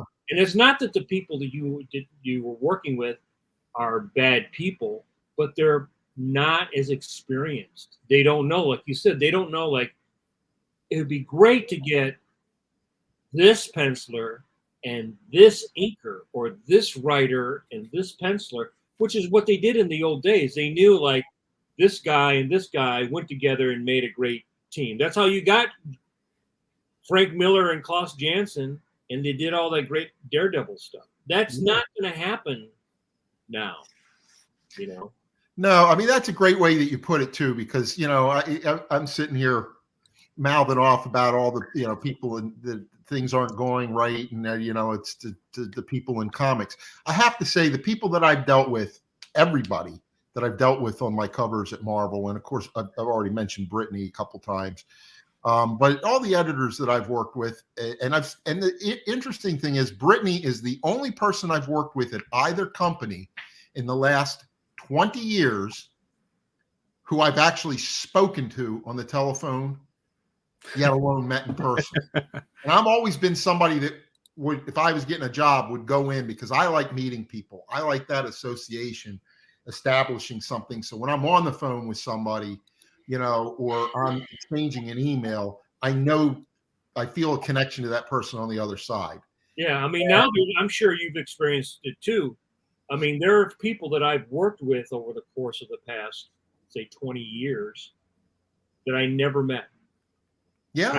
Either an email exchange or not even a phone call, because, you know, it used to be that when you call and you could get Carlin or you get it, they'd actually answer their phone. Yeah, imagine that. Yeah, but now, you know, I've worked with people that, well, I'm sure they're not even at the company anymore, you know, because they're not paying us rates that are commiserate with our. Yeah. Well, there's nobody training them. Like I said, Mark Grunwald would do that in the day, and it's, you know, when the upper management, you know, the AT&T people come in, and you know, and all the other people are taking over come in and say, well, they start making decisions with no knowledge of how the industry works, and then they substitute people who did know with people who don't for whatever reason. You still end up with good people. They're just not either qualified or educated or trained or familiar with that institutional, you know, memory that you really need in this business. Well, it's funny you mentioned Mark, because my first trip to Marvel with Brett Blevins, because Brett was already working at Marvel, and I met Brett when he drove across country to start working at Marvel because he got a contract. And his uncle worked in the comic book store that I used to go to. So I met him. We became friends and corresponded. So I went to Marvel. I set up. I called everybody on the phone. Everybody answered their phone. I made this appointment with all the editors. And Mark was the guy. I remember going to his office with my samples. And he actually sat me on the couch in his office and went over in person all of my samples. And I just simply could not imagine that. Yeah. Imagine that happening now. And the benefit of that type of experience is it's just a loss for the industry, in the fact that I think the disconnect is, while we're all connected and we can do this fantastic thing like this podcast, right? Mm-hmm. There is that connection of, you know, if you're working with Bob Layton or you're working with Dick Giordano or you're inking backgrounds for whoever, there's a lot of stuff that's parsed out over time, getting to know that person, solving a particular problem that builds up. And I feel that that is something that is lost, even though we now are actually much more connected. You know, when I was 17, I couldn't write. I mean, I could write somebody a letter, but who knows if they ever got it? Who knows how I could get their address? But yeah, I really feel that if there was more of that, that would benefit the younger artists, the younger writers, the younger pencilers, the younger inkers. But I just don't see that, at least not in comics. I still think you have some of that in animation, because in animation, everybody goes into the factory. You know what I mean? Everybody goes into Disney or into Cartoon Network for the most part, even though there's a lot of freelance. And there is still that. They have trainees, they have apprentices. Comics doesn't really have that. Well, I think you're probably like me in the sense that you got into comics because you didn't think you were going to get rich. You didn't think you were going to be a star. You loved the medium. You loved storytelling or superheroes or drawing, that type stuff. And today I see people that I can only say are in it or enamored with it or want to be in it because I'm going to go to convention. I sat next to a guy at a convention who did one drawing that was like really hot. It was used for something, but they won't give me work, you know? And it's like, you know, I mean, look at this, look at what I did. You did one cover, you did one illustration. That's not a career. That's not a body of work. It's a storytelling medium, you know? And it's like, they want to go to a convention and they want to be hot or something. They want to be in, they want the spotlight, which is something I've always hated. That's just our culture. I mean, I think a lot of young people experience that, because that's the way everything is sold to them. Hot, TikTok, that kind of thing. It's like kind of being a celebrity or a rock star now because right, of, right. you know. I mean, one of the interesting things I see a lot now is you'll see, because of the way Instagram has changed its thing, I see all these young influencers. So there's all these teenage girls from like 9 to 15, and they're all doing these little dances and everything. And then some of them, I guess and then they were trying to be models, right? They're trying to be hot, and they're trying to become influencers, and they get people to like, oh, I really want this dress, right? So I want you to buy this dress for me, and then I'll wear it in the video. But there is no equivalent for artists like, hey, I really want to be a hot penciler, so will you buy me this Cintiq? Then I'll draw some pictures for you. All Have right. you tried, Mike? Have you tried?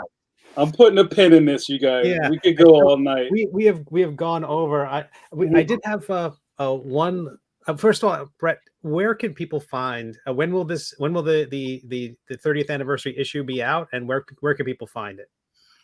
Well, I'm assuming if DC Assuming it's in the catalog, ship the printed books, that it'll be available in comic shops everywhere on November the 8th. And there's a bunch of stuff coming out in association with it. They're reprinting the 75 in a full reprinted version, the original cover, the whole bit, as well as a hardbound edition of everything. And those things are coming out either the week before or the week after. So there's going to be like this 3-week period where there's Superman related, the Death of Superman related, nostalgia based products coming out. But the actual anniversary issue is coming out on November 8th.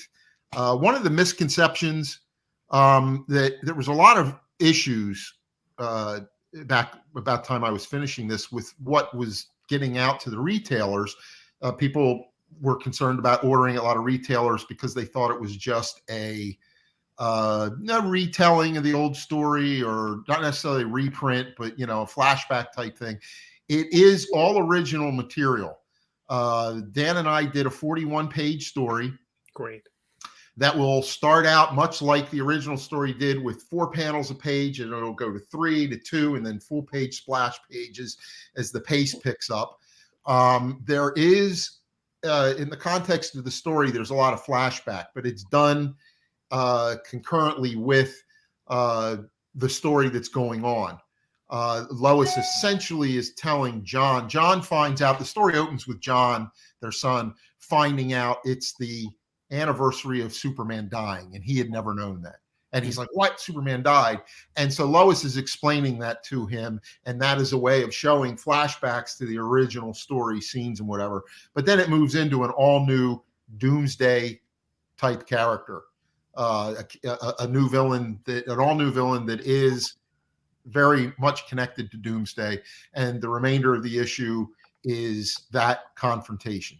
Then there are 3 10-page stories done by the other teams. All the Louise and John Bogdanov are doing a 10-page story involving Steel that is based at the time Superman died in 75. Basically, he's off-site trying to get to the site when this has happened. There is a 10-page story by Jerry Ordway, Tom Grummett, and Doug Hazelwood that is dealing with Ma and Pa Kent watching this battle in Metropolis, the death of Superman. They're watching the fight going on while they're going through his book, reminiscing about things and all the times he survived. And then there is a 10-page story by Roger Stern and Jackson Geis involving the Guardian, and the Guardian coming in. And we're seeing things that were happening right at the moment of Superman 75 from a different perspective. So they're all new stories. And then there's going to be some, pinups and things, in there. But it's all original material, and I hope everybody likes it. I mean, it's all the original team, and everybody did some really nice work. They got Glenn Whitmore came back and colored the 3 10-page stories. And we got Brad Anderson colored the story Dan and I did, which came out, nice. So I think it's a really nice looking package. I've seen all the final artwork, and it takes you back to those days. I mean, everybody claims how much they loved, that era on the books. And, a lot of artists, as they get older, 30 years older now, kind of lose it. And everybody's on their A game in this, I think. So That's awesome. Well, I might have slipped a little bit. But everybody else is there. Well, there was one last question I wanted to get from the chat, and it's from a Ron F on YouTube. I know who that is. But who is your favorite penciler to work with? Oh man, this is a really tough question. My favorite living penciler, he's putting me on the spot, but without having to think about it, Ron. I love working with Ron. I have said this to him, and I've said it before, that 43 years I've been in this business, and meeting Ron and my friendship with him is the single best thing to come out of my career. It has been wonderful having him as a friend and a coworker. He's incredibly generous as a collaborator. He has helped me with my drawing and my art immensely, made me a much better artist. He's encouraged me as an inker, trying to get over my humps, when I am struggling, with my confidence or whatever. And I just enjoy hanging out with him a lot. I mean, we're friends beyond just comics. Yeah, that has been great. And, now he's sitting there, I don't know, he's sitting in his apartment now going, ha, ha, ha, ha, ha. But, I always wanted to work with John Buscema. And, it'll go too long to tell you my big John Buscema story because it's kind of funny, but I did a horrible job when I got a chance. And years later, I finally got a chance to try it again. And it was only on a pinup. And it was like, okay, I had finally grown enough. And I just wanted to do an issue, and I just, that was so elusive to me. Yeah, I mean, as far as working with somebody, I can't think of anybody else. I loved working on Kerry Gamble stuff. I had a lot of fun working with Dan on this particular book. There's just a synergy, I think, that goes with Ron and I. And I think a lot of it comes from the fact of we have a lot in common, I think, as people, and, which is where our friendship, I think, comes from. But as artists, we have the same influences. He will tell you that I got upset when he went on Thor, moved away from doing a John Buscema type feel to Kirby, because I was not a big Kirby fan at the time. I really was not a Kirby fan. But the fact that that those influences are in his work, and those are the things that inspire me, it just adds to, doing the work with him. So I'm fortunate right now. I've got a whole bunch of stuff on my drawing board that's with him. And if I can get over my anxiety and intimidation, I might actually get them finished sometime soon. Fantastic.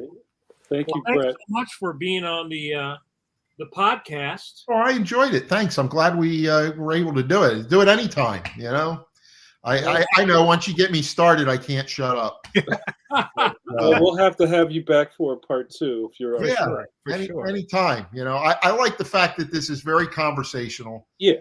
And that you guys know, the industry and understand what I'm saying, because sometimes it's more fan-based podcasts, and I'm not, I don't need to be called a legend or have smoke blown at me. I mean, I appreciate fans, but the professional aspect of this has been really genuinely fun. So. Well, thanks to Legend. Oh no! I had to put that idea in your head. See? The living legend, the living tribunal of inking. Yeah, the living part's the important thing. Yeah. All right. Well, we're going to get out of here. Brent, thank you so much for being a fantastic guest. We'll have thank you. Let's book a part 2, and we do a little thing before we get out of here if you want to follow along. Well, maybe, I don't know if you're like conventions where they like to wait a year or two, but maybe after the book comes out toward the end of the year or the beginning of next year, I'll do something to talk Yeah, about that. sure. Yeah, give us a shout. I got you guys stamped in my address book now, so when you email me, I know who the hell it is. That's fantastic. We made the list. That's awesome. Yeah, you're in the address book. Awesome. Hey, All right, guys. Thank you so much for joining us. We'll be back here next Wednesday, 8 p.m. with more AA plus diamond content. Thanks to our guest, Brett Breeding. Thanks to my best bud, Mike Manley, and Stone Cold Steve Connolly. This is Pencil to Pencil. And remember, guys, we're still in a pandemic. Go ahead, Brett. You're going to follow along with us. So when you're in a pandemic, you have to make sure you wash those Kirby hands. Oh, okay. Yeah, put them up. Put them up. My camera. There you go. Yeah, there you go. All right, guys. Have a great night. Thanks so much. Thanks See you so later, much. guys.